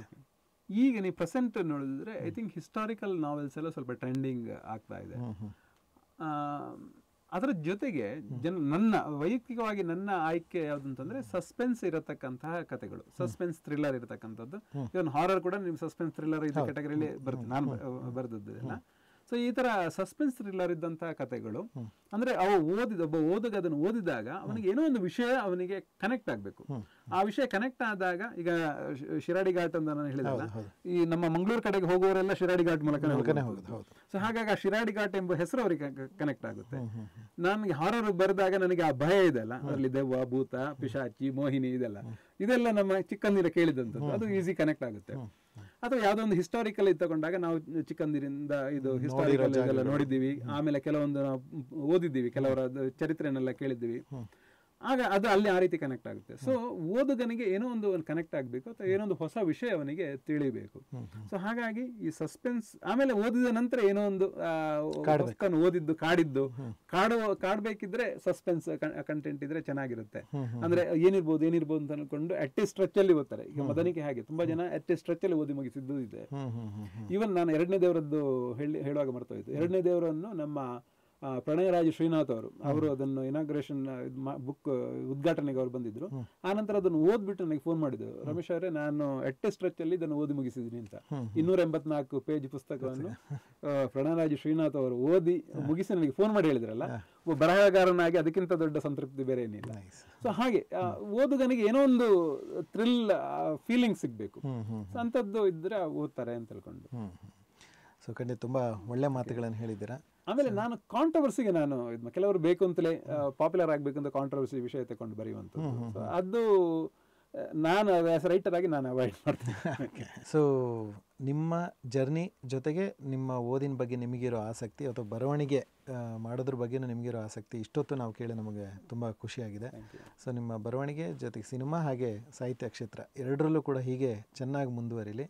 ಮುಂದೆ ಒಳ್ಳೊಳ್ಳೆ ಪುಸ್ತಕಗಳು ನಿಮ್ಮಿಂದ ಬರಲಿ. ಹಾರರ್ ಸೆಗ್ಮೆಂಟಲ್ಲಿ ರಮೇಶ್ ಅವರ ಹೆಸರು ತುಂಬ ಒಂದು ದೊಡ್ಡ ಮಟ್ಟದಲ್ಲಿ ಬೆಳೀಲಿ ಅಂತ ಹಾರೈಸ್ತಾ ನಾವು ಈ ಒಂದು ಮಾತುಕತೆನ ಮುಗಿಸ್ತೀವಿ. ಇಲ್ಲಿವರೆಗೂ ಬಂದಿದ್ದಕ್ಕೆ ಧನ್ಯವಾದಗಳು. ನಿಜವಾಗಿ ನಾನು ನಿಮಗೆ ಧನ್ಯವಾದ ಹೇಳಬೇಕು. ಯಾಕಂತಂದರೆ ಈ ಹರಿವು ಕ್ರಿಯೇಷನ್ಸ್ ಅಲ್ಲ, ಹರಿವು ಬುಕ್ಸ್ ಇದಕ್ಕೆ ಹರಿವು ಕ್ರಿಯೇಷನ್ಸ್ನ ಒಂದು ಭಾಗ ಹರಿವು ಕ್ರಿಯೇಷನ್ಸ್ ಮತ್ತು ಹರಿವು ಬುಕ್ಸ್ ನಿಮಗೆ ನಾನು ಧನ್ಯವಾದ ಹೇಳಬೇಕು. ಯಾಕಂದರೆ ಇಂಥ ಒಂದು ಅವಕಾಶ ನನಗೆ ಬಹುಶಃ ಇದು ಸಡನ್ ಆಗಿ ನೀವು ಒಂದು ಸಿಕ್ತು ಅವಕಾಶ. ಈ ಅವಕಾಶ ಸಿಕ್ಕಿದ್ದಕ್ಕೆ ನಾನು ನಿಮಗೆ ಚಿರಋಣಿಯಾಗಿದ್ದೇನೆ. ಯಾಕಂದರೆ ಅವಕಾಶ ಸಿಕ್ಕಿದಂಥ ಅವಕಾಶವನ್ನು ಉಪಯೋಗಪಡಿಸುವುದಕ್ಕೆ ಆಯಿತು ನನಗೆ. Thank you so much. Thank you. ಆಮೇಲೆ ಒಳ್ಳೊಳ್ಳೆ ಪ್ರಶ್ನೆ ಇದು ಕೇಳಿದರೆ ಥ್ಯಾಂಕ್ ಯು ಸೋ ಮಚ್. ಖುಷಿ ಆಯಿತು ನನಗೂ ಕೂಡ. ನಮಗೂ ಖುಷಿ ಆಯಿತು. ಆಮೇಲೆ ನಿಮ್ಮ ಶುಭ ಹಾರೈಕೆಗೆ ನನ್ನ ಹೃತ್ಪೂರ್ವಕವಾದಂಥ ವಂದನೆಗಳು, ಅಭಿವಂದನೆಗಳು. Thank you sir. Thank you. ಸಿಗೋಣ ಮತ್ತೆ. Thank you.